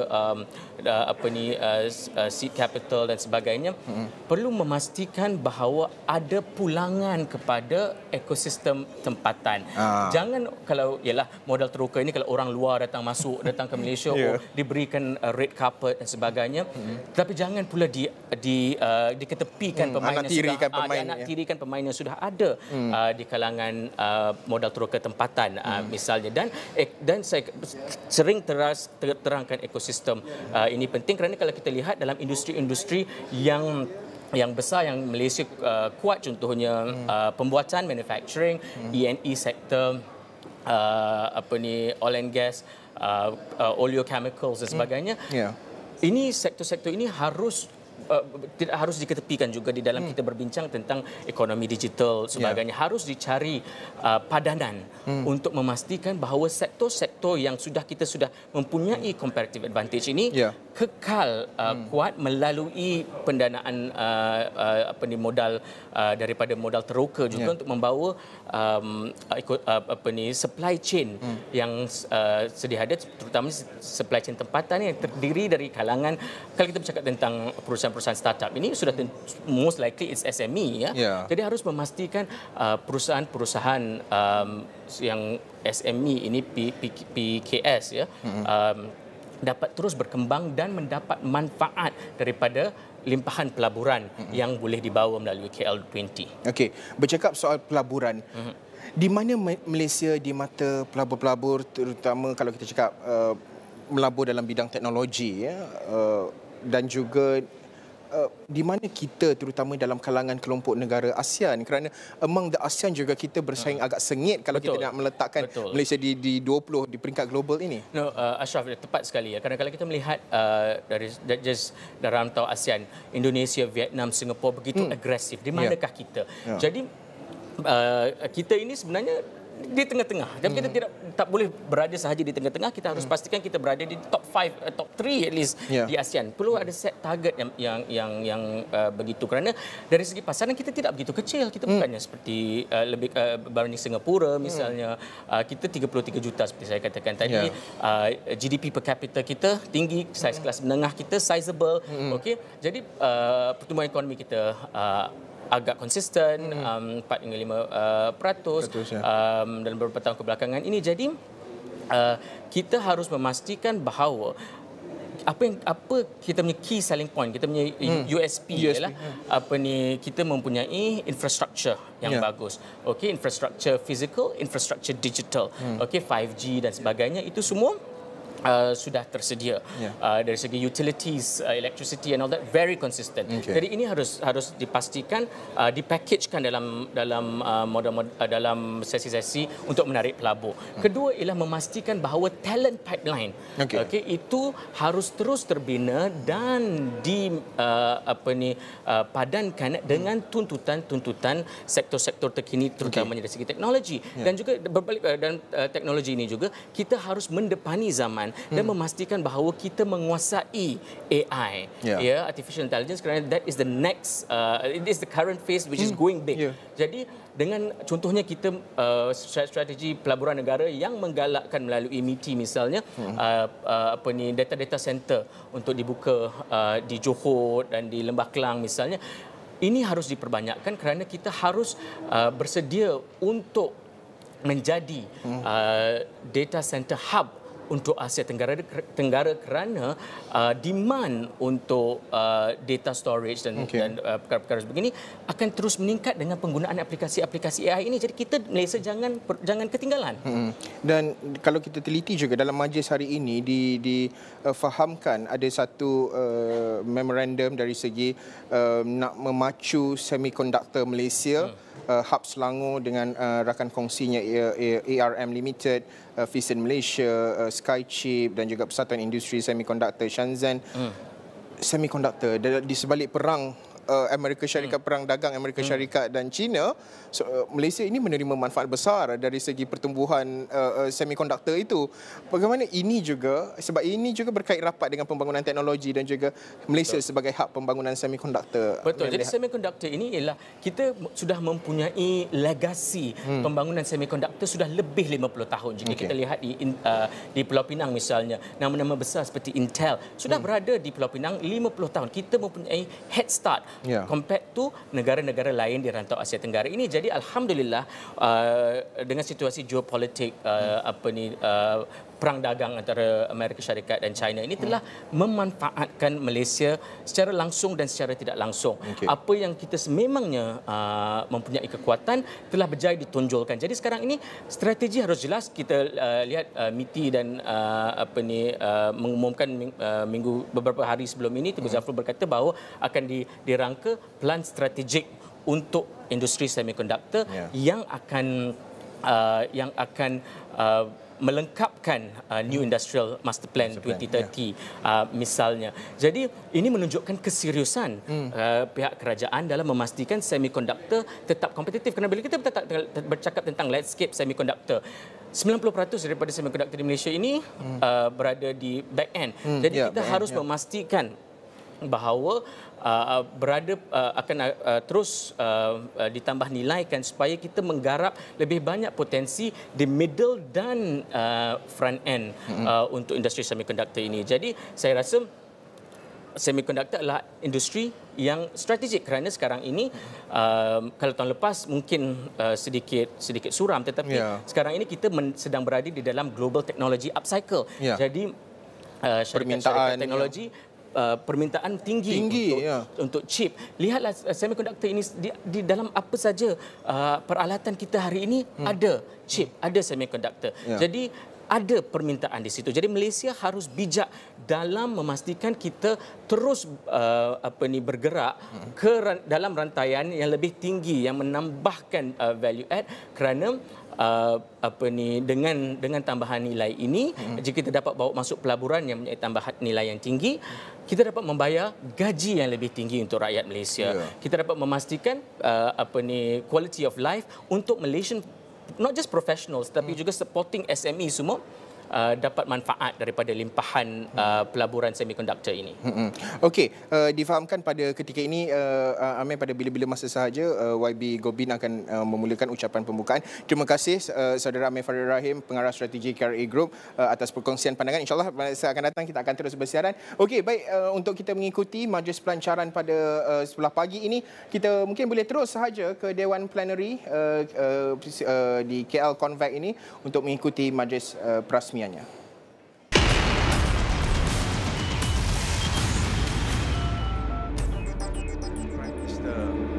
Malaysia, Honorable Ministers, Yang Berhormat Rafizi Ramli, Yang Berhormat Chang Lee Kang, Yang Berhormat Dr. Zaliha Mustafa, Yang Berhormat Muhammad Sabu, Yang Berhormat Dr. Zamri Abdul Kadir. Ladies and gentlemen, friends, salam Malaysia Madani and a very good morning to all of you. Allow me first and foremost to take this opportunity to welcome all of you to the KL20 Summit of 2024. It is indeed both a privilege and also a pleasure to be here with all of you today as we embark on this pivotal journey in building the startup ecosystem here in Malaysia. Malaysia is 20th in the world's strong starters ranking list. Now this based on the Global Startup Ecosystem Report of 2023, published by Startup Genome. To unleash the country's potential, the Malaysian government has laid out a series of action plans with the ultimate goal of positioning Kuala Lumpur as one of the top 20 global startup hubs by the year 2030. Together with my respected colleagues from other ministries, namely the Ministry of Economy, Ministry of Science, Technology and Innovation, and the Ministry of Finance, we are committed to seeing through the initiatives set out in the KL20 action paper, which will be launched by the Right Honourable Prime Minister Dato Sri Anwar Ibrahim shortly. Now, it goes without saying, ladies and gentlemen, that we cannot achieve such an ambitious goal alone. The Ministry of Digital, our agencies, and my colleagues from the other ministries are most eager to work with all of you. Whether you are a founder, an investor, startup ecosystem builder or enabler, we hope to work together with you, hand in hand, en route to achieving our shared ambitions. Malaysia embarked on its digitalization journey in 1996. We have, without a doubt, made great strides in building our digital economy through the decades. Currently, the digital economy contributes some 23% to Malaysia's gross domestic product, GDP, becoming one of the nation's main economic pillars. Building on the government's commitment to developing the digital economy, the Malaysian Digital Economy Blueprint and the National 4IR policy were formulated in the year 2021. Both the blueprint and the policy were introduced to set the direction of the industry while outlining strategies, initiatives, and also targets that would help us achieve and build the foundation that would ultimately drive the growth of our digital economy. The Malaysian Digital Economy Corporation, better known as MDEC, has facilitated to date some 262 funding deals worth $402 million between 2020 and 2023. Among its key initiatives include the Investor Matching Program, which is a platform where startups are matched with venture capitalists for investment opportunities. The Founders Grindstone, which is a capacity building program for tech entrepreneurs. And finally, alternative funding and debt financing, which promotes alternative financing options to assist micro, small, and medium-sized enterprises in sustainability and growth. MDEC offers several technology grants and incentives, such as the Malaysia Digital Export Grant, Malaysia Digital Catalyst Grant, Digital Content Grant, and the Global Test Bed Initiative. MDEC also relaunched what we call MD, or Malaysia Digital Program, which was previously known as MSC Malaysia. This program, the Malaysian Digital Program, is the new national strategic initiative which we hope would encourage and attract companies, talent, and also investments, while enabling Malaysian businesses and the rakyat to play that most important role in leading the digital economy. Malaysia Digital offers successful participants access to, firstly, we have the list of bill of guarantees. Then we have facilitation of foreign knowledge workers, visas, and the digital economy rantau, digital nomad visas. Access to premier digital tech institutions that are accredited by MDEC, and ultimately, talent upskilling and reskilling initiatives, enabling companies to access to a workforce that is skilled in tech, such as AI. Now, ladies and gentlemen, in the first quarter of 2024 alone, some 193 companies were awarded the Malaysian digital status, half of which are infotech companies leveraging on technologies like blockchain, Web3, and AI. We have also recently signed an MOU with the world's leading pre-accelerator, Draper University, to set up a base here in Kuala Lumpur, which would be its first campus outside Silicon Valley. This is vital in supporting and spearheading the pipeline of VCs and startups looking to enter and expand here in Malaysia. Malaysia, ladies and gentlemen, is now ranked 32nd in the IMD World Digital Competitiveness Index of 2023. This is because our country's business environment in itself presents endless opportunities to all stakeholders. We are located right in the heart of Southeast Asia, between major global trade routes and financial hubs. The country is easily accessible to other markets such as Singapore, Thailand, Indonesia, Vietnam, the Philippines, and other countries in the Asia-Pacific region. Malaysia is also home to leading academic institutions and renowned multinational corporations. Now, such establishments produce and attract high-quality talents. Leveraging on these advantages, Startup Genome estimates that Malaysia's startup ecosystem is valued at $46 billion and growing. We also have over 3,000 local startups in the ecosystem, operating in different sectors ranging from fintech and e-commerce to health tech and Islamic finance. Malaysia, ladies and gentlemen, is eager to stamp its mark in the region. As such, this government is looking forward to our ASEAN Chairmanship in 2025, next year. We are already gearing up for it, and plans and engagements in the region are underway. Over the next 2 days, ladies and gentlemen, you will be engaged in exciting roundtable discussions, dialogues, and also showcases here at the KL20 Summit. The lineup features some of the best minds in Malaysia and beyond, with industry experts sharing their insights and expertise during their respective sessions. I encourage each and every one of you to actively participate in these discussions, to share with us your experiences and forge new connections.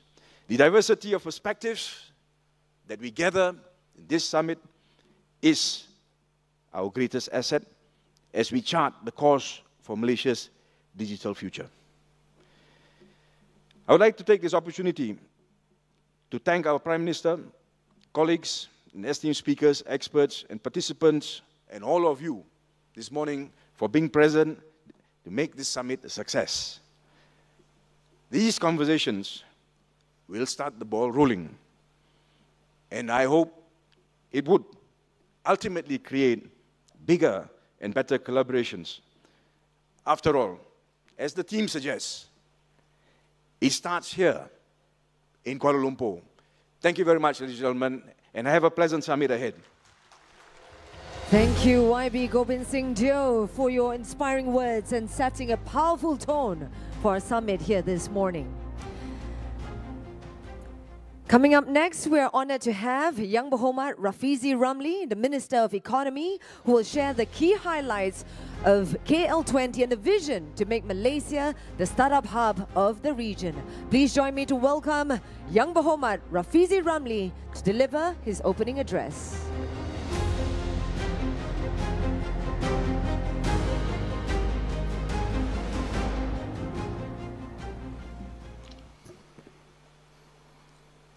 Assalamualaikum warahmatullahi wabarakatuh, and a very pleasant morning.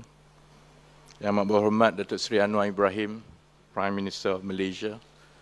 Yang Amat Berhormat Datuk Seri Haji Fadilah bin Haji Yusof, Deputy Prime Minister of Malaysia, fellow ministers, Secretary Generals, members of government, honorable ambassadors, speakers, investors, founders, participants of KL20 and friends of media.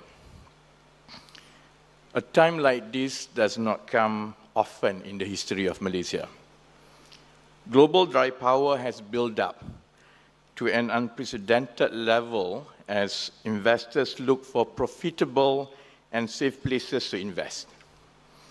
According to Bain & Co.'s 2024 Global Private Equity Report, the private capital industry is now sitting on an unprecedented $4 trillion in unspent capital. At the same time, geopolitical tensions mean that geography is important, and Malaysia's active neutrality and openness to trading partners put us at a unique position to attract investors. The renewed attention to profitability in startups also favors Malaysia as a middle-income country that is often the first market to turn profitable for Southeast Asian startups. The first wave of VC in Southeast Asia has come and gone, leaving useful lessons on business models, profitability pathways, and valuations. In the impending second wave of capital, Malaysia must be well positioned to capture it. It was only recently that the international news have spotlighted Malaysia's semiconductor industry as the world starts to appreciate Malaysia's strategic role in the supply chain and the many inherent advantages that we have built for decades. Malaysia is closely linked, geographically and culturally, to the largest markets in the world: Southeast Asia, East Asia, India, and the Middle East. Our diverse domestic population, combined with high-quality digital amenities and affordable cost, makes us an ideal test bed for product launches and pilots. We are also home to world-leading industries like semiconductors, energy, agriculture, and Islamic finance that have a domain expertise and vast opportunities for innovation. Malaysia is a microcosm and gateway to the East. KL20 represents our ambition to bring Malaysia to the top 20 startup ecosystems in the world. Within this concept is an emphasis on pragmatism and action. Beyond the action paper that we will launch today, we will introduce schemes that could go live immediately. Beyond ideas for startup ecosystem, we will sign a series of deals to show a sense of progress on the ground. Beyond a tech summit, we will focus on actionable insights and deal-making by assembling global experts, both funders and founders. The KL20 Action Plan outlines new initiatives that will accelerate the critical areas of a startup ecosystem: the capital, the talent, and the quality of startups.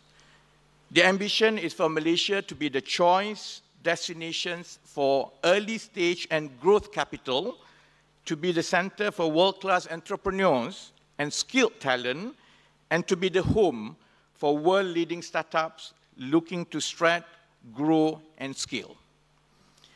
Under the VC Golden Pass, we want world-leading VCs with venture sourcing sophistication and a global reach to make Malaysia its home. We are offering a series of incentives, including LP funding access opportunities, subsidized office spaces, expedited license registrations, and exempted fees for employment passes. Our hope is that with more international sophisticated VCs in Malaysia, innovative startups within the country will have access to more funding, network, and mentorship that will help them cross the chasm and scale to other markets. Under the Innovation Pass, we are looking to enlarge the pool of high-skilled talent within the country. We are introducing a multi-tier employment pass program that gives tailor-made benefits to founders, senior management, high-skilled talent, and general talent in tech. This will enable the cross-pollination of ideas between Malaysians and international talent that will have a net positive to the ecosystem. With the right investors and right talent in Malaysia, we will make Malaysia the Southeast Asian base for global technology companies, under the Unicorn Golden Pass. We want to attract global unicorns to enter Malaysia so that high-skill and high-value jobs are created, besides developing a pipeline of future entrepreneurs and senior leaders in tech. In return, we are offering a package of incentives, including exempted fees for employment passes for senior management, subsidized rental, concessionary tax rates on corporate profits, relocation services, and a startup concierge that handles the backroom registration at the start. Ladies and gentlemen, however, even with all of these, we know that the best and brightest in tech will not come to Malaysia if the AI infrastructure is not well supported. Malaysia will focus on securing greater capacity for high compute chips within our data centers, and also making the usage of GPUs more affordable by offering a rebate scheme for all firms deploying high compute use cases. That is why we are rolling out the KL20 GPU scheme. We want our startups and tech firms to work on breakthrough solutions at the forefront of AI technology, and giving the necessary infrastructure to do so is key. To magnify the impact of these programs, we will congregate the ecosystem players in geographical clusters with a critical mass of startups, talents, investors, corporates, and academia. We will achieve this via an innovation belt where startups and investors benefit from proximity and chance meetings, and a series of incentives will encourage this movement. Bringing these initiatives and Malaysia's inherent strengths together, we will also make it easy and seamless to operate in Malaysia. That is why we will launch the Startup Single Window that acts as a one-stop center on information and application for the startup ecosystem. The minor inconveniences and hiccups in the journey is often what derails the experience, and we are addressing them today. Ladies and gentlemen, being a former startup founder myself, I am in a unique position to understand how the startup ecosystem works through my lived experience. I was lucky then, as I had many investors who believe in the products and platforms we introduced to the market, but I could relate to the trials and tribulations of building a venture from nothing. This history also gives me a particular burden in wanting to see things change for the better. The policies and schemes we introduce today will only be effective if they are widely adopted. Today, we shall witness the commitment and entry of sovereign wealth funds, venture capital firms, and high-tech companies in Malaysia. We will also see a city-to-city partnership that will provide the critical and immediate market access, making real the story of Malaysia as a gateway to the East. While by no means providing a guarantee of success, today shall represent the start of something new. I'm honored and thankful that everyone who will come on stage today took a chance on Malaysia and continued to believe in the spirit of collaboration and entrepreneurship as the driver of our economies. In the map of global innovation, this is Malaysia's time to find its place as a gateway to the East. Thank you very much for your time, and I wish you a fruitful time at KL20.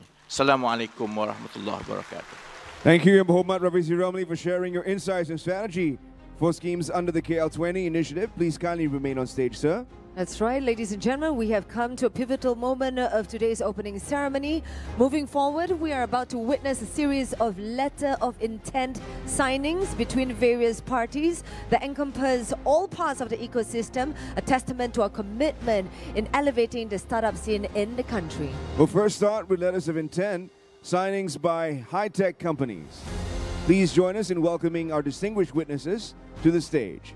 To join Yang Berhormat Rafizi Ramli, we'd like to invite Minister of Science, Technology and Innovation, Yang Berhormat Chang Kang, Minister of Digital, Yang Berhormat Gobind Singh Deo, and the Chairman of the MBSB, Datuk Wan Kamaruzaman bin Wan Ahmad.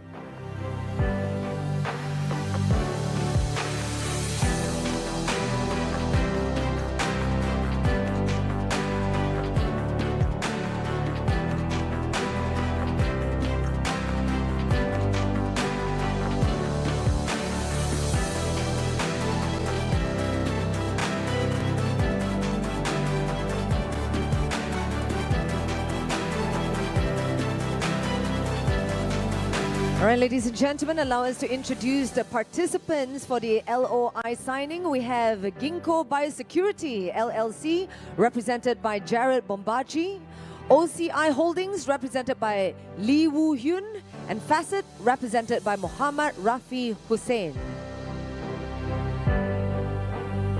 Gentlemen, please kindly place your signature on the digital LOI. Ginkgo Biosecurity LLC intends to establish a biosecurity infrastructure in ASEAN. OCI Holdings is a chemical business company based in Seoul, and Facet is a global digital asset exchange.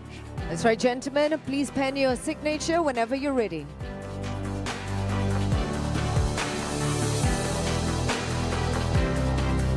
All right, congratulations once again, and thank you for coming on board. High-tech companies, we're very pleased to have with us 3 signees on stage. A quick photo opportunity before you leave the stage for each of our signees. Just a gentle reminder for all signees to please just pause for a quick photo opportunity after signing. And thank you to the Chairman of MBSB, Datuk Wan Kamaruzaman, for joining us for this session as we move into our second group. All right, now for our next group of letter of intent signings focusing on IC design companies. Now this is a significant step towards fulfilling our national ambition of becoming a front-end IC design player. We'd like to welcome to join us in witnessing the ceremony, Selangor Exco for Investment, Trade and Mobility, Yang Berhormat Eng Zihan, Selangor State Secretary, Dato' Setia Haji Harits bin Qasim.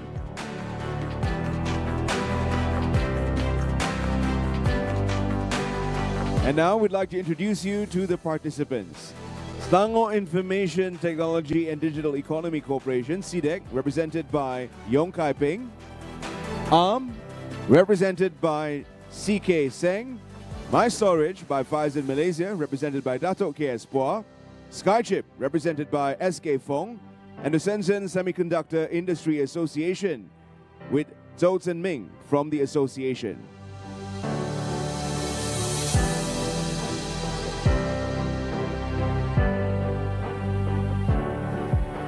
All right, and just to give you a brief background, SIDEC is an agency under the Selangor State Government.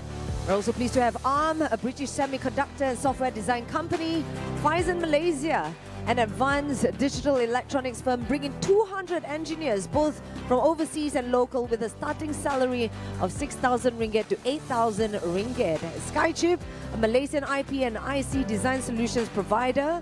SSIA's role is to gather the leading Shenzhen semiconductor players. Gentlemen, please kindly pen your signatures when ready.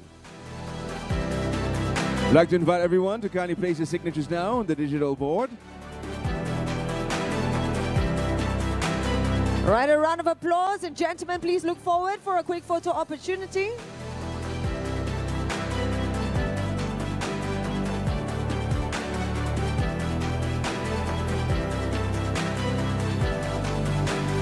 All right, gentlemen, a quick photo opportunity as we commemorate today's signing ceremony. All right, thank you very much, gentlemen. And we would like to thank our witnesses, Yang Berhormat Eng Zihan, and thank you, Dato' Sri Setia.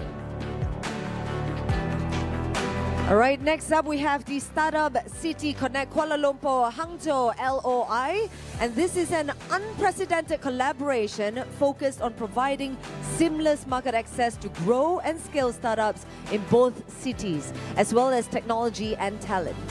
I'd like to invite Yang Berhormat Dr. Zaliha Mustafa, Minister in the Prime Minister's Department for Federal Territories, to jointly witness this session.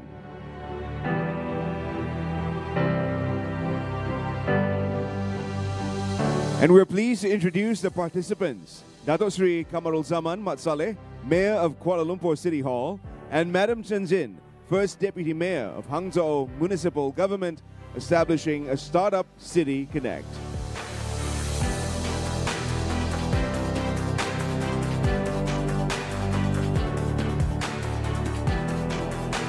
Just a little bit of background. Hangzhou is home to 12.52 million people, the capital of China's Zhejiang province. And Kuala Lumpur, with over 2.16 million inhabitants, is Malaysia's capital city. And this partnership signifies a gateway to shared growth and opportunities. All right, may we begin the signing ceremony, Datuk Sri?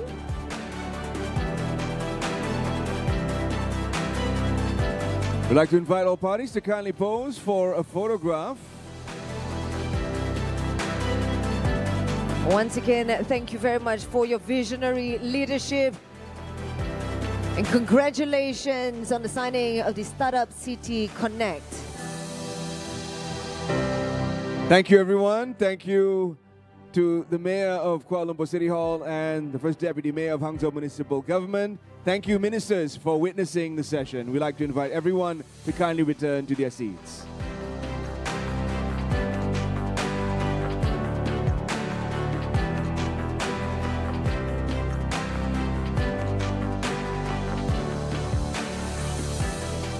And now, we are privileged to hear from our esteemed Prime Minister, Yang Amat Berhormat Dr. Sri Anwar Ibrahim, who has been instrumental in championing the economic and digital transformation of Malaysia. Please give a big round of applause as we welcome Yang Amat Berhormat Dr. Sri Anwar bin Ibrahim to deliver his keynote address.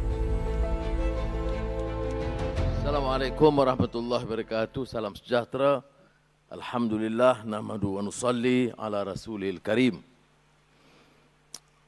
Yang Berhormat Datuk Seri Fadilah Timbalan Perdana Menteri, para menteri, ketua-ketua usaha, tuan-tuan utama, duta-duta dan Pesuruhjaya tinggi, tetamu-tamu yang saya muliakan. Ini satu penghormatan besar bagi negara, satu perkasa baru atas ikhtiar untuk memperkasa ekonomi Malaysia ke tahap yang lebih tinggi. Saya ucapkan terima kasih atas ikhtiar yang dijalankan oleh Menteri Ekonomi, Saudara Rafizi, dengan kerjasama Saudara Gobin Singh, Menteri Digital dan Menteri Sains, Saudara Likang. Perkasaan ekonomi memerlukan kerjasama yang intim di kalangan rakan-rakan di kementerian, penjawat awam dan syarikat swasta. Excellencies, ladies and gentlemen, I'd like to start by welcoming prominent startup ecosystems, players, some of whom have flown half the globe, to witness the launch of today's momentous event, the inaugural KL20 Summit. I'd like also to mention that last night, I met with a group of prominent players, and to my mind, it was highly engaging, robust, and enlightening session. Just when you thought that you knew that much, it then draws on you that when it comes to startup ecosystems, we are indeed on a steep learning curve. But I'm greatly optimistic that Malaysia is strategically and timelessly poised to reap the productive fruits of this startup trajectory. Throughout history, there has been a select few cities that can truly claim to have flourished. These were the unique hubs where every creed was present and where civilization was at the precipice of knowledge and commerce. In the 15th century, Malacca's geographic importance, rich cultural and ethnic diversity, coupled with competent administration and pro-trade attitude, has made it a linchpin between East and West. Today, Malaysia continues to be at the center of trade, taking advantage of its strategic location and natural resources, and inspiring confidence with its multiculturalism and resilient entrepreneurial spirit, as well as far-reaching developmental policies. Malaysia's economy has a history of excellence in the electronics and electrical E&E industry. As of 2023, Malaysia's E&E products make up the biggest percentage of the manufacturing sector, solidifying our prominent position in the global supply chain. Yet, we must not rest on our laurels.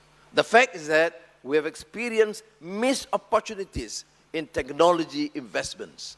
Make it imperative for us to re-strategize and provide the best ecosystem to gain competitive advantage in attracting high-value investments. Therefore, KL20 does not simply represent a single event summit, but marks a clear break from the past, a comprehensive effort to catalyze the technology ecosystem. KL20 fits strategically into the central governing economic philosophy of this government under the Madani economic framework, underscored by the principle that economic growth and distribution are compatible, and that governmental and government correction must be in harmony with market forces. The past few years have witnessed technology playing the role of a societal equalizer and productivity booster by providing jobs and livelihoods that did not exist before. While we acknowledge the unintended consequences of technology and unbridled growth of ventures, we once again see a synthesized position in the middle. Embrace technology while upholding the duty to our country, environment, and the global community. I'm glad that international investors recognize that timing for investing in Malaysia is right. A stable government and good governance, pro-trade legacy, and neutral stance, these fulfill the demands of trading partners at a polarizing time. The announcements today come on the back of last year's record-breaking approved foreign investments amounting to 188 billion ringgit originating from every part of the world. The investment types have also reflected movement into the higher value chain activities as the world shows confidence in what our workforce are capable of. KL20 is framed with this mindset. We are ushering major reforms to welcome high quality and high value investments from around the world while focusing on uplifting local entrepreneurs to go global and seize the moment. We recognize the growing importance of startups in driving technological advancements, and KL20 is the ideal launchpad for your innovative ideas. Excellencies, ladies and gentlemen, KL is an exciting and vibrant hub for innovative startups and sophisticated investors, both Malaysian players as well as global players. Last October, in the Malaysia Madani Budget 2024 announcement, I outlined the government's commitment for Malaysian companies, from Bumiputra entrepreneurs to startups, SMEs, and rising champions. The government is also aiming to centralize investment agencies such as MEFCAP under Penjana Capital under Khazanah. In this regard, I am pleased to share that Khazanah National will launch a National Fund of Funds, a Malaysian focus fund with an initial 1 billion ringgit allocation to invest in innovative, high-growth companies. Shortly, we shall witness this. Shortly, we shall witness this continuing trend of confidence from investors in all parts of the startup ecosystems. 25 entities in total that will give a real chance for Malaysia to create cutting-edge technology ventures. The investments today will include sovereign wealth funds as Khazanah Nasional Berhad, kumpulan wang persaraan, and blue-chip venture capital that will invest up to 3 billion ringgit in Southeast Asia and Malaysia ecosystem under the ASEAN Investment Initiative. 2. Venture capital firms setting up offices and new funds in Kuala Lumpur. The 12 firms announced that today are sophisticated international firms with asset under management sizes above billions and illustrious investment track records, so that good Malaysian startups will be discovered and nurtured to be globally successful. High-tech companies that will set up their operations, R&D facilities, and regional headquarters to serve the Asian and Southeast Asian market. 4. Cities in Asia that will collaborate as innovation twin cities in the areas such as accelerated business setup, regulatory harmonization, as well as increased connectivity and mobility.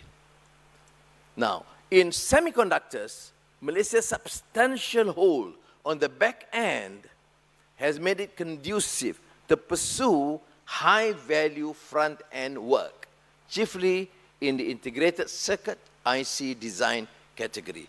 That is why today I am pleased to announce the largest IC design park in Southeast Asia that will house world-class anchor tenants and collaborate with global companies such as ARM. This is done with the backing of the Selangor Information Technology and Digital Economic Corporation, SIDEC, with the Selangor State Government,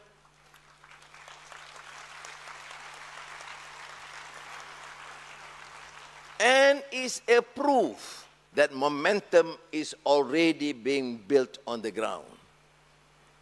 This is a departure from the normal political pronouncements. We announce after work have started. We are not announced for a program to be launched in 2026.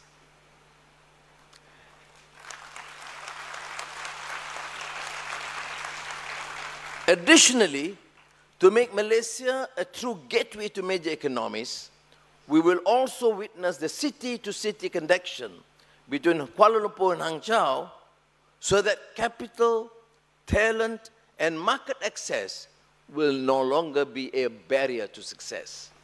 We are positioning Malaysia as an axis for leaders in semiconductors, clean energy, agri-tech, and Islamic fintech. Doubling down on our edge will tap into the higher value effort necessary to create new growth verticals and transform our futures. Saudara-saudara dan saudara yang dimuliakan, ini suatu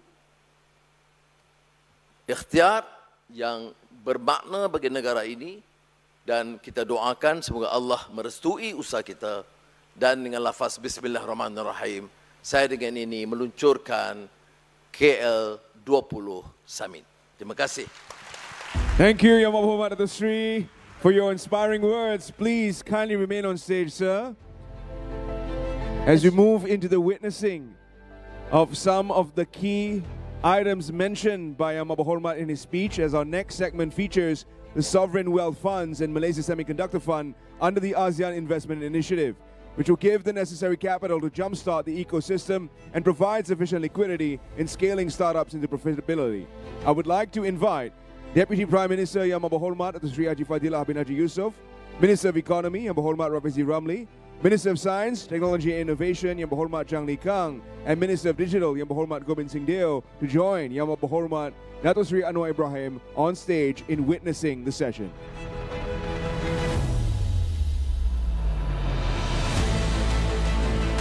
Now let us introduce the participants. Khazanah Nasional Berhad, Malaysia's sovereign wealth fund, represented by Dato Amirul Fizal Wan Zahir. Kumpulan Wang Persaraan diperbadankan, KUAP, Malaysia's largest public sector pension fund, represented by Dato Hajah Nik Amlizan Muhammad. Blue Chip Venture Capital, an advanced semiconductor fund, represented by Dato Lai Pin Yong.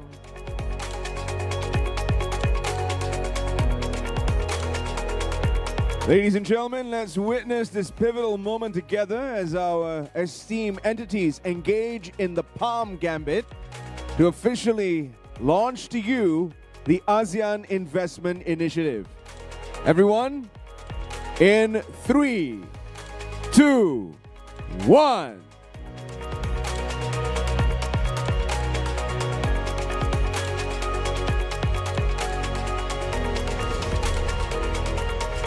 There we have it, ladies and gentlemen, the ASEAN Investment Initiative, valued at 3 billion ringgit and counting.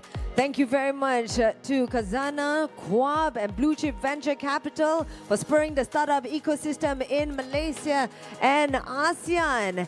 And just to mention, this initiative will cover all stages of funding from pre-seed to Series D. And of course, the success of this initiative is an impetus for other global VCs to invest in Malaysia and ASEAN's vibrant startup community. Absolutely. That's where we're moving on into our next group, Venture Capitals. The newfound presence of these internationally renowned firms is a testament to Malaysia's undertaking of reform and being open to business and technology. Their global expertise will be important in distributing capital and mentoring startups in a competitive world. That's right. The VCs setting up new offices in Malaysia are represented by Ole Rouge from North Star, Ben Prade from GP Bullhound, MX Kwok of K3 Ventures, Fang Lei from Hopu Investments, Nick Cooney from Lever VC.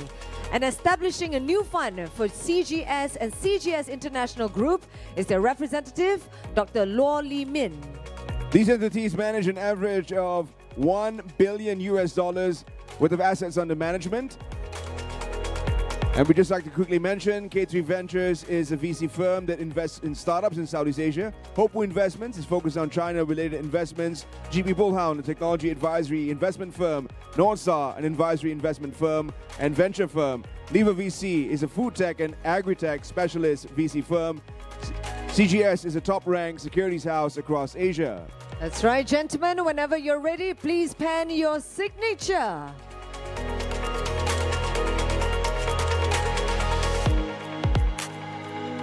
All right, congratulations, a big round of applause and a quick photo opportunity.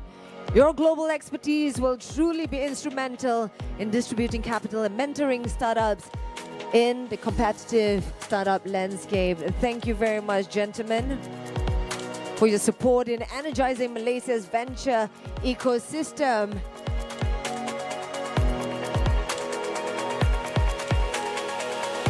And as mentioned by Yang Berhormat Prime Minister in his speech, there will be 12 VCs establishing new offices in Malaysia. We move on to the final group.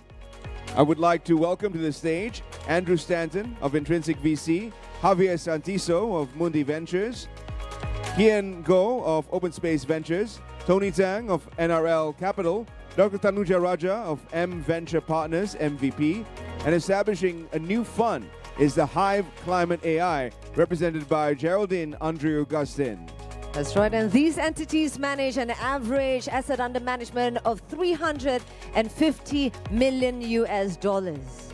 And just to give you a little bit of background about these entities, we have Open Space Ventures, a VC firm that invests in startups in Southeast Asia. Mundi Ventures, a VC firm focused on early and growth stage technology ventures. NRL Capital, a global investment and fund management platform based in China. Intrinsic VC, a VC investment firm based in Calgary, Canada. M Venture Partners, an early stage focused VC. And the Hive Climate AI, an AI focused fund based in California. We'd like to invite everyone to kindly pen their signatures on the digital board, please. That's right, and your presence will truly be pivotal towards making Malaysia a truly competitive and dynamic startup ecosystem. Let's quickly pose for a photograph. If everyone could kindly face forward, thank you.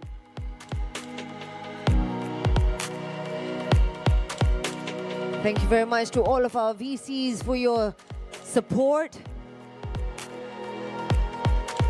All right, a big round of applause, please, once again.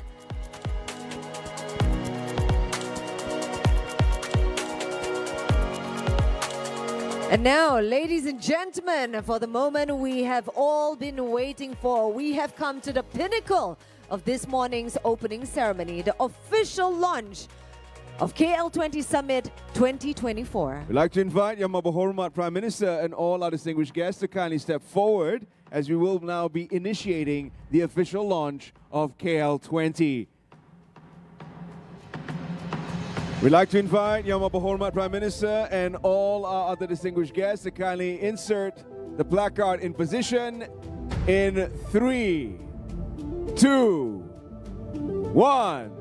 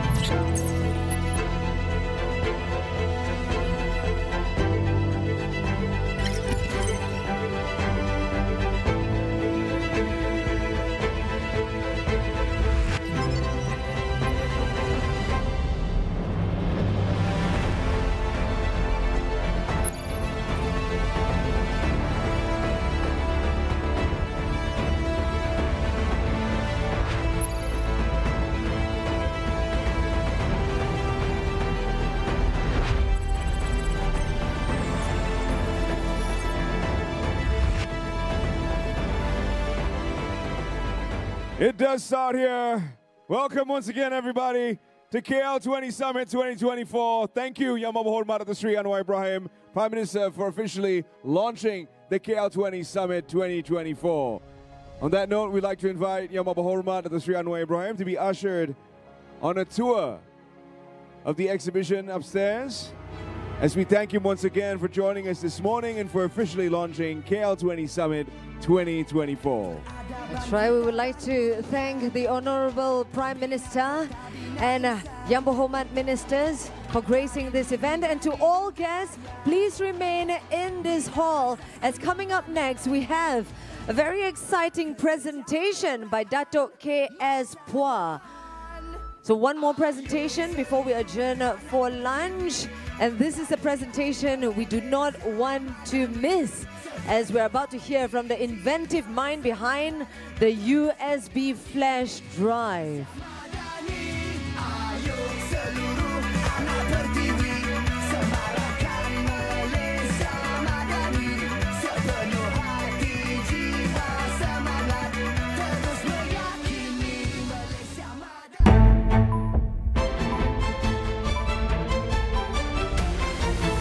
Di dalam setiap berita yang dibawa,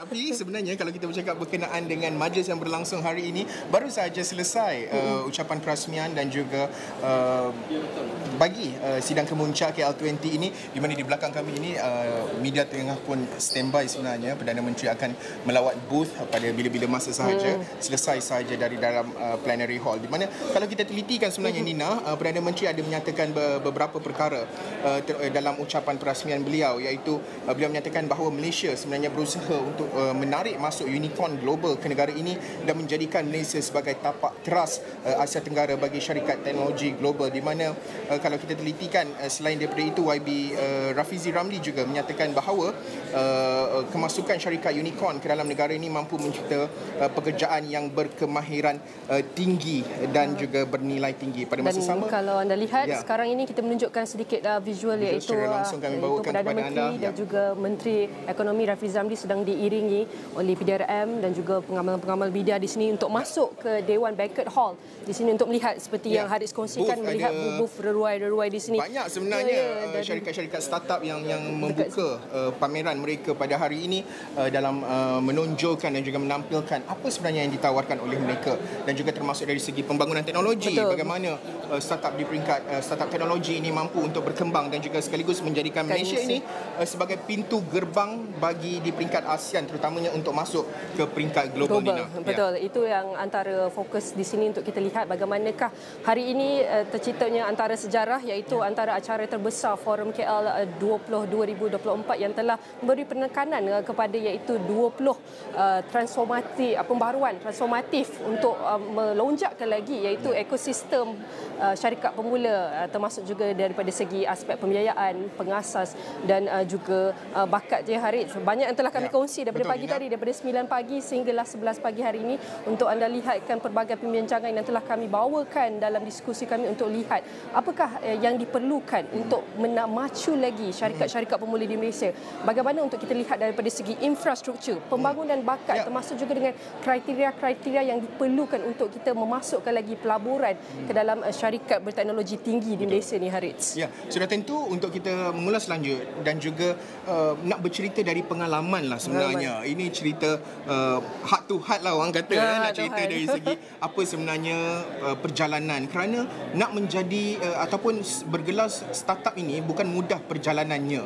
Tambah lagi kalau nak bergelar sebagai unicorn itu, kalau kita dengar macam contoh kopi kenangan tadi kopi kenangan Indonesia itu dengarnya mudah saja kopi hanya secangkir kopi, tetapi bagaimana kopi itu mampu bergelar sebagai unicorn, dan itu juga sebenarnya menjadi aspirasi bagaimana kita nak memastikan bahawa pembangunan startup di Malaysia ini terus berdaya tahan.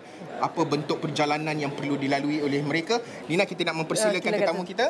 Saudara Iqbal Samsul merupakan Ketua Pegawai Eksekutif dan juga pengasas bersama atau untuk NanoSkang Works, iaitu juga member iaitu ahli Malaysia Innovation Network for Advanced Technology. Saya nak ucapkan terima kasih Encik Iqbal kerana sudi meluangkan masa bersama kami, menjadi antara iaitu orang penting dalam forum ini, juga antara pemain industri yang telah terlibat. Seperti yang Harits kongsikan tadi, mungkin untuk ceritakan pengalaman, iaitu kita nak start dulu kick start our discussion ini. Mungkin you boleh cerita your journey as teknologi startup juga bagaimana you melalui perjalanan itu dalam kita memulakan perbincangan ini. Okey, terima kasih kerana sudi memberi peluang untuk kita menceritakan lah. Tapi sebenarnya cerita-cerita ni bukan sesuatu yang singkat atau mudah. Perjalanannya panjang, kadang-kadang tu rumit.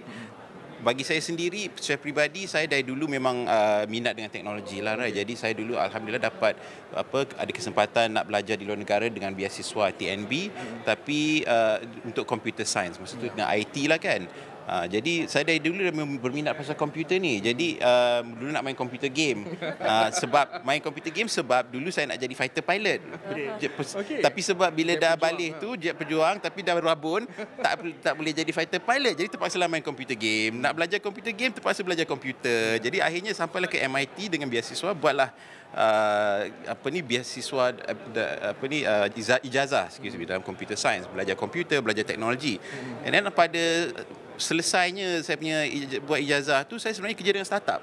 Dari awal lagi. Saya masa tu 1999 tahun 2000 ataupun kalau kita ingat itu era web 1.0, .com boom. Jadi pada masa awalnya tu saya pun berkecimpung dalam tu juga, .com boom tu. Tapi masa saya dah nak tamat pengajian tu, .com boom tu dah bust. Maksudnya tu dah meledak-meletup, kemudian 9/11 lah. Jadi pada masa tu saya pun diminta, mula-mula tu nak balik Malaysia lah, tapi Malaysia pun tengah gawat kan, pasca 98. Jadi saya pun cuba cari pekerjaan di US sebab ada peluang untuk memanjangkan kat situ. Jadi saya dapat tawaran daripada bank pelaburan Morgan Stanley untuk perdagangan tenaga, energy trading. Tapi masa tu tenaga TNB pula tengah nak diregulate kan. Masa tu dia kata okey, ini skill set yang Malaysia memerlukan. Jadi dia pun belakang saya tunjuk situ. Tapi dalam 10 tahun 12 tahun saya dalam high finance lah kiranya. Walaupun saya masih minat, insya-Allah satu hari saya masih ada impian lah nak berkecimpung ke dalam bidang teknologi STEM yang asal daripada asalnya lah kan. Tapi saya tak berpeluang buat tu cuma bila saya balik Malaysia lah, lepas agak-agak 17 tahun saya di luar negara, berantau di New York, mula-mula tu di Boston, kemudian New York, lepas tu Singapore pula. Jadi tahun ke-17 tu saya masa tu pilihan raya ke-13. Okeylah, mungkin time nak balik. Jauh merantau tu Cik Iqbal. Beberapa benua, alhamdulillah, banyak menimba ilmu, pengetahuan dan pengalaman. Tapi itu semua diperlukan untuk menempuhi fasa seterusnya. Sebab apa-apa cabaran yang kita buat kat situ tu dalam dunia korporat tak semestinya boleh translate. Dia tak terjemah, tak boleh kita bawa secara langsung. Jadi all the skill, semua yang kita belajar, risk management, nak kena berani, integrity, tu semua sangatlah bernilai, sangatlah penting bila kita buat bisnes sendiri. Kalau kita bisnes sendiri, bawa Grab pun kena rajin. Betul. Berusaha. Tak boleh nak give up. And then setakat mana yang boleh kita kena mendorong diri sendiri, motivasi diri sendiri. Kalau kita buat startup, syarikat pemula sendiri, kita kena menggandakan tu 10 kali ganda. Macam saya sebab alhamdulillah berjaya career kat Wall Street ni kira okey lah time tu So adalah dapat simpan duit sikit. Jadi saya tanpa menggunakan pada fasa awal tu guna duit sendiri untuk membangunkan syarikat. Saya dah 2-3 startup setakat ni lah. Bukan saja startup, bisnes-bisnes lain pun juga ada jugalah. Dengan partner saya tu ada art gallery lah, seni halus dan sebagainya. Tapi dalam startup yang paling baru ni dengan isteri saya lah, Dr. Amani, dia pun lagi famous daripada saya kan. Dia seorang speaker di sini. Saya sampai salah guess masa berhubung dengan Cik Iqbal tu. Tapi saya kenal dia dari kecil lagi. Masa kecil tu, masa kita first pergi ke US, kita sama-sama program TNB, American Top University Program. Jadi dari situ saya kenal. Tapi pada masa kita orang duduk kat US, saya dekat pantai timur, dia dekat pantai barat lah. Macam mana kita benua tu besar. Betul. So kita tak sampai balik Malaysia baru berkenalan kembali. Kemudian alhamdulillah ada jodoh kat situ kan. Tapi antara satu dorongan kita berdua nak get together ni sebab kita dua-dua berminat dengan teknologi dan juga passionate lah kiranya, right? Sangat-sangat passionate. Dan macam mana teknologi ni boleh membawa perubahan, pembangunan, basically nak membawa kiranya kebaikan kepada ummah lah, right? Kepada manusia sejagat lah kiranya kan. And so teknologi tu yang kita tengah buat sekarang ni, teknologi nano ni salah satu yang kita rasa, kita yakin lah boleh buat perubahan dalam pelbagai bidang lah. So pada awal tu macam Dr. Amani pun, dia punya R&D tu dia biayai sendiri. So dia tak pergi holiday, dia tak beli tudung fancy. Saya pun sama, duit simpanan saya pelaburan, duit main-main stock market tu semua pun saya dah saya stop buat tu, saya melabur kat diri sendiri. Okey.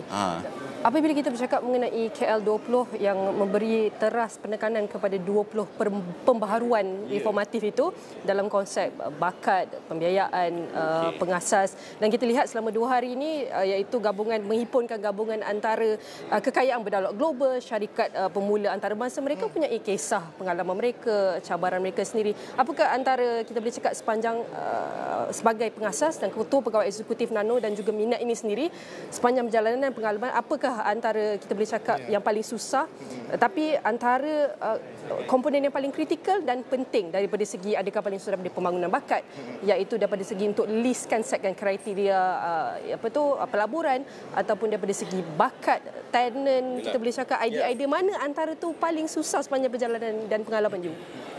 Secara amnya saya nampak yang paling susah ni selalunya dana lah. Tapi masalahnya itu bukan unik kepada industri bidang syarikat pemula. Kena buat Grab pun kena ada dana modal juga, kena ada kereta sendiri, kalau tak kena sewa. Jadi itu satu permasalahan yang bukan unik kepada syarikat pemula, tetapi risiko syarikat pemula itu memang berbezalah. Jadi pemahaman kelompok pelabur, pemahaman basically orang-orang kaya lah. Kalau macam Silicon Valley, pelaburan tu bukan saja datang dari kerajaan, bukan saja daripada pelabur yang profesional lah, seperti pension fund, co-op, EPF tu, tapi juga dengan komuniti pelabur peribadi, secara individu. Salah satu ciri kat Amerika yang bagus adalah teknologis. Orang yang dah berjaya dalam bidang teknologi sebagai startup, dia dah berjaya, dia dah kaya, dia menjadi generasi pelabur generasi baru. Jadi dia lagi faham sebab dia dah teknologi, dia dah engineer, dia faham generasi seterusnya apa yang dia orang perlukan. Sebab dah ada sukses satu generation tu, baru boleh bina, memupuk yang generasi kedua. Kat Malaysia ni, for better or for worse, belum ada tu sepenuhnya. Walaupun kita ada Web 1.0 dan sebagainya, tak ada lagi satu golongan, satu cohort yang betul-betul berjaya, billionaire yang boleh memupuk the second generation secara betul. Some of them yang generasi pertama ni pun untung pun. Jadi dana tu for sure ada. Tapi dari segi bakat ni saya rasa it's a bit mixed. Maksudnya jawapannya bukan secara jelas. Sebagai contoh, saya datang dari sini juga. Dr. Amani dari sini juga. Tapi kita alhamdulillah berjaya pergi Wall Street, pergi NASA. Jadi bakat secara mentah tu, IQ, raw talent tu, sebenarnya Malaysia tak ada kurang berbanding negara lain. Ini saya nak emphasize yang kelemahan kita pembangunan bakat ni.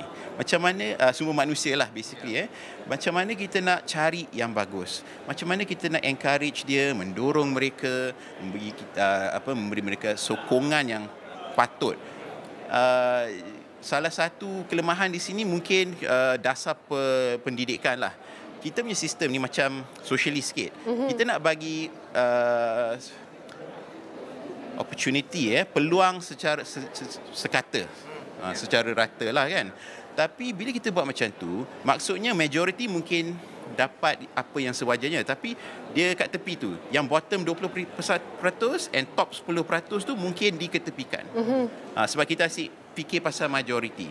Tapi kalau kita fikirkan startup, khususnya startup, dia ada satu rule lah dalam startup investment, iaitu power law. Power law tu menyatakan bahawa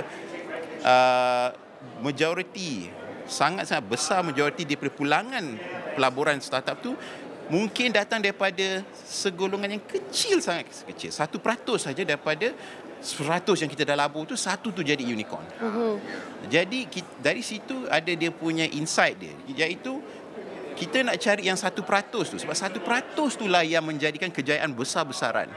Jadi kita tak boleh kita kena peduli jugalah yang pandai, ekstrim pandai, yang ada challenge, kita kena address juga. Kena balance. Bukan tak, sekarang ni dah balance sebenarnya. Tapi bila kita balance macam tu, semua orang dapat sokongan yang sama.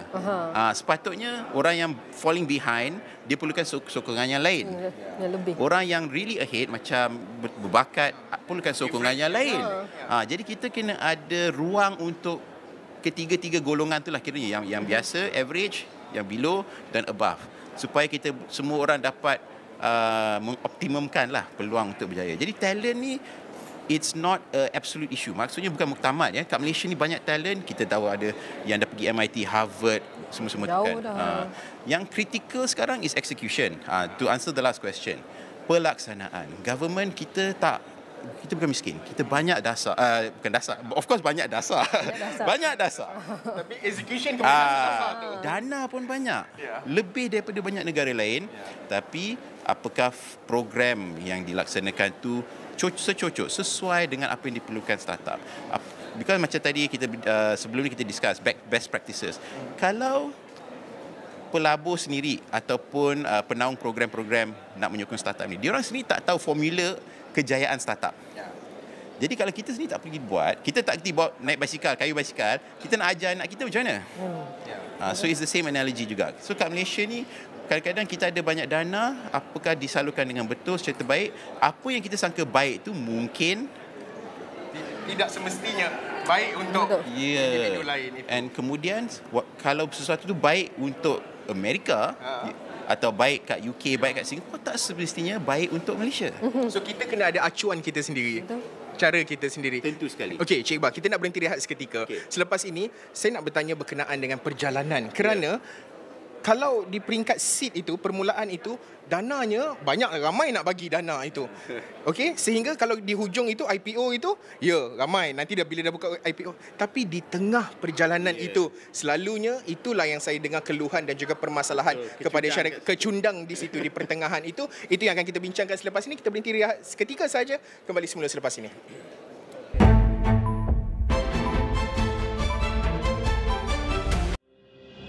Apa jua yang berlaku di sekeliling kita, pastinya ada punca dan kesan masing-masing. Faktor harga ekonomi, pengaruh politik dalam atau luar negara memberikan impak kepada kehidupan harian kita. Di Niaga Awani kami memberikan gambaran jelas melalui analisis mendalam, merentas pelbagai segmen dan latar belakang. Kami akan bantu anda untuk faham segalanya. Bisnes, ekonomi, pasaran, Niaga Awani, 9 pagi Isnin hingga Jumaat, hanya di Astro Awani.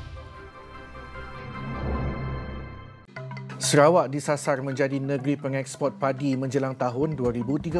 Sekitar 200 penduduk kampung hampalan singgah mata Pulau Bumbum sempurna menerima bantuan pemeriksaan kesihatan secara percuma. Seterusnya, Kerajaan Sarawak menyasarkan ekspor pertama gas hidrogen pada tahun 2027. Sabah Electricity Sdn Bhd SESB mempertukar lebih RM500,000 untuk melaksanakan projek bantuan mesra rakyat BMR.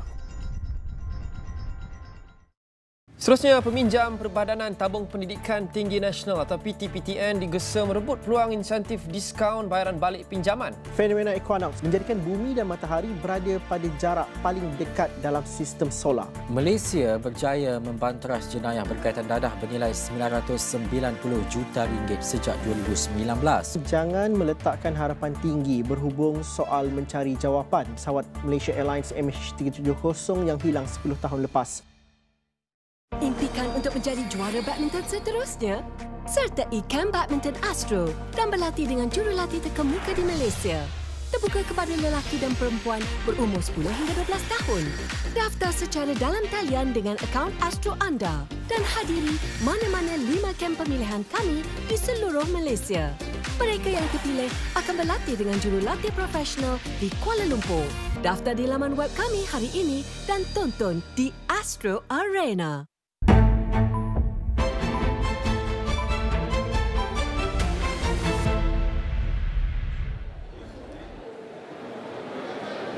Okey, baik, bertemu kembali dan kita masih lagi membincangkan ataupun berkait dengan apa yang berlangsung di Pusat Konvensyen Kuala Lumpur ini, iaitu Sidang Kemuncak KL20. Ya, dan dianjurkan buat pertama sekali, iaitu dianjur oleh Kementerian Ekonomi, iaitu yang terajuk oleh Kementerian Ekonomi, yang bertujuan untuk merangsang lagi semula kedudukan Malaysia sebagai hub terkemuka, termasuk juga dengan pemula, untuk pemula dan iaitu pemodal teroka, serta mengangkat balik Kuala Lumpur ini dalam senarai 20 hub pemula terbaik global menjelang 2030. Itu adalah aim besar kita dengan event kat sini. Dan sudah tentu kita nak tengoklah unicorn. Kita tak nak lagi syarikat-syarikat pemula yang mungkin bertapak dari Malaysia tetapi terpaksa berpindah ke negara lain kerana mungkin tiada rangsangan, dan itu pernah berlaku dan kita tidak mahu isu itu sama berulang. Jadi masih lagi bersama dengan kami untuk membincangkan lebih lanjut berkenaan dengan ekosistem dan sebagainya, Saudara Iqbal Syamsul yang merupakan Ketua Pegawai Eksekutif NanoSkang Works. Tadi sebelum berhenti rehat, saya memaklumkan berkenaan dengan dari segi perjalanan sebagai syarikat pemula ataupun startup ini. Di peringkat seed permulaannya itu ada dana VC dan sebagainya. Di IPO lah di penghujung perjalanannya itu. Tetapi di tengah itu selalunya ramai yang mungkin kecundang, tak ada dana, tak ada nak luaskan market, tak ada siapa nak menolongnya. Bagaimana Iqbal melihat kepada perkara sebegini? Kerana seperti saya katakan tadi, kita tidak mahu isu-isu seperti itu berulang sehingga mereka terpaksa berpindah ke negara lain susulan daripada tiada sokongan yang sewajarnya sebegitu. Jadi nak merungkai perkara itu ada beberapa faktor yang utama. Satunya what we call sistemik, iaitu yang melibatkan penempatan, melibatkan negara itu sendiri. Kita tak boleh lari daripada situ. Dan lagi satu tu what we call idiosyncratic yang khas atau khusus kepada syarikat tersebut. Itu pun banyak faktor juga. Kemungkinan satu adalah what we call product market fit, iaitu hasil daripada syarikat kita tu mungkin tak diterima oleh masyarakat pengguna sebagai contoh, ataupun mungkin marketing pemasaran yang kurang, ataupun mungkin messaging tak betul dan sebagainya. Itu yang khusus kepada syarikat itu sendiri. Tapi Malaysia pun ada quote-unquote kekurangannya sendiri, iaitu kita cuma 33 juta penduduk. Jadi maksudnya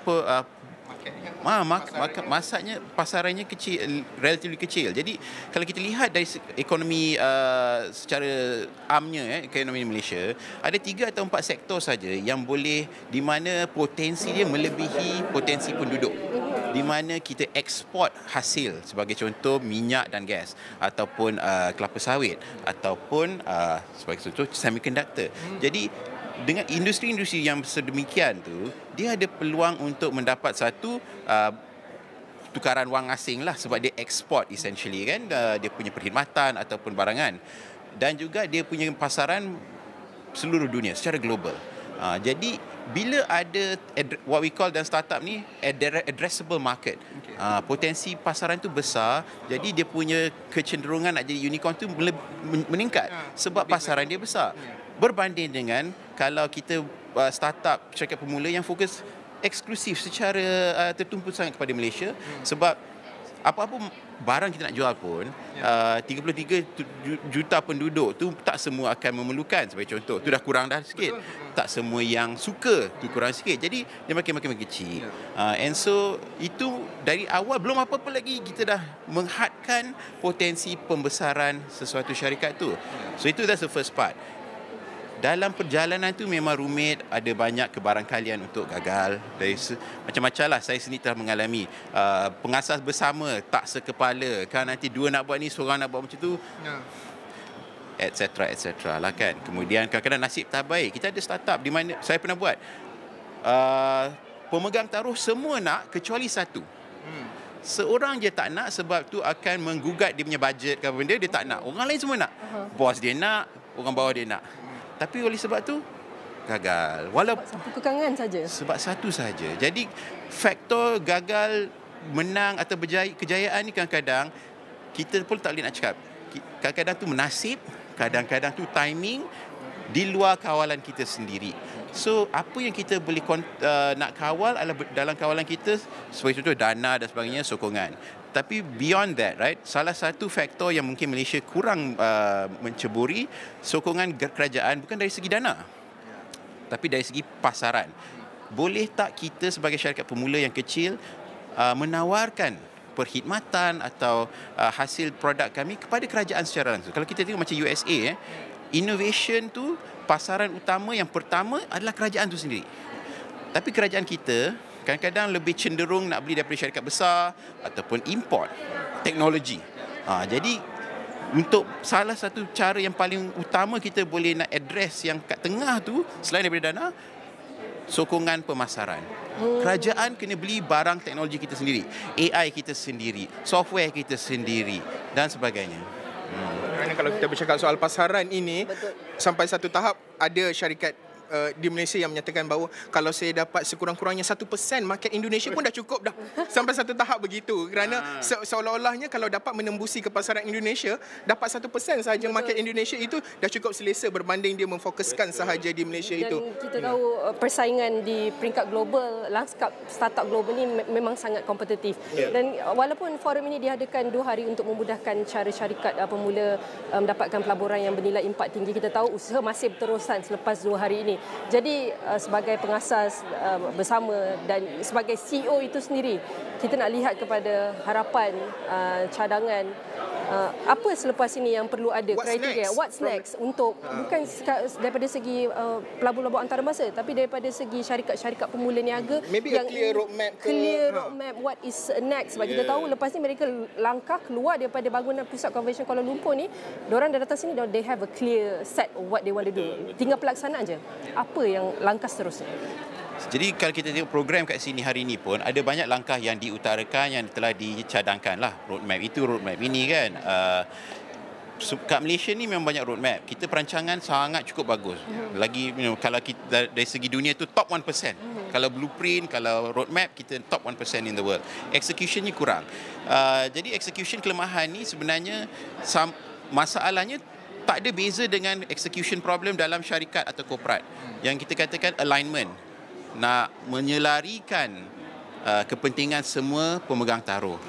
Jadi sebagai contoh, apa yang startup mahu atau ingin tak semestinya apa yang pelabur rasa mudah dan senang. Tak semestinya prioriti ataupun tumpuan kerajaan. Jadi sebab dari situ pelaksanaan tu akan menjadi lagi kacil. Sebagai contoh, kalau kita melihat sistem kementerian, dia KPI dia sekian. Adakah KPI itu selari dan selaras dengan startup kena maju sebagai contoh? Ataupun macam tadi saya cakap tu, startup nak ada logo, dia nak jual kat Khazanah, dia nak jual dekat PNB, dia nak jual dekat Petronas. Tapi kalau GLC dan GLIC ni semua tak nak sokong, syarikat pemula nak boleh buat apa? Kalau kita tadi macam kita cerita, 1% of Indonesia kita dah berjaya. Kalau kita kat sendiri, kerajaan orang kita sendiri tak nak beli, kenapa orang Indonesia nak beli barang kita? Betul. Apa functionnya?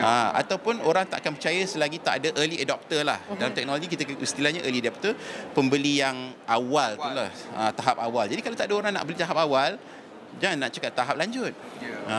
Jadi Malaysia kita kena ada program beli barangan teknologi Malaysia daripada syarikat pemula Malaysia, dan utamakan syarikat pemula untuk menyediakan dan membekalkan perkhidmatan sebagai contoh AI sebagai contoh. Kenapa kita tak, kerajaan kena ada tender yang terbuka untuk produk AI, untuk KPM, untuk MINDEF dan sebagainya sebagai contohlah. Sebagai contoh. Itu adalah kita harapkan juga Itu juga satu momentum ataupun orang cakap baby step, langkah awal, langkah kecil, walaupun ianya mungkin dilihat kecil, mungkin produk Malaysia sahaja, tapi itu adalah usaha dalam nak memastikan the sustainability, kelangsungan syarikat pemula tempatan itu sebenarnya dapat terus pergi jauh, terutamanya dalam usaha nak menembusi pasaran yang lebih besar. Okey, terima kasih Encik Iqbal, terima kasih kerana sudi berkongsi pandangan dan juga idea dalam lanskap KL20 bercakap soal startup ini. Terima kasih, dan sudah tentu Nina hari ini. Esok juga kita akan kembali bersiaran, tapi esok tak ada Nina. Orang lain tak ada saya. Harits, Asyraf, saya akan bersama dengan Nabila sebenarnya esok akan bersiaran dari pagi. Bermula pada 9 pagi. 9 pagi. Teruskan bersama dengan kami. Sekian sahaja untuk waktu ini. Saya Harits Asyraf dan saya Nina Rozman. Kita jumpa lagi. Bye.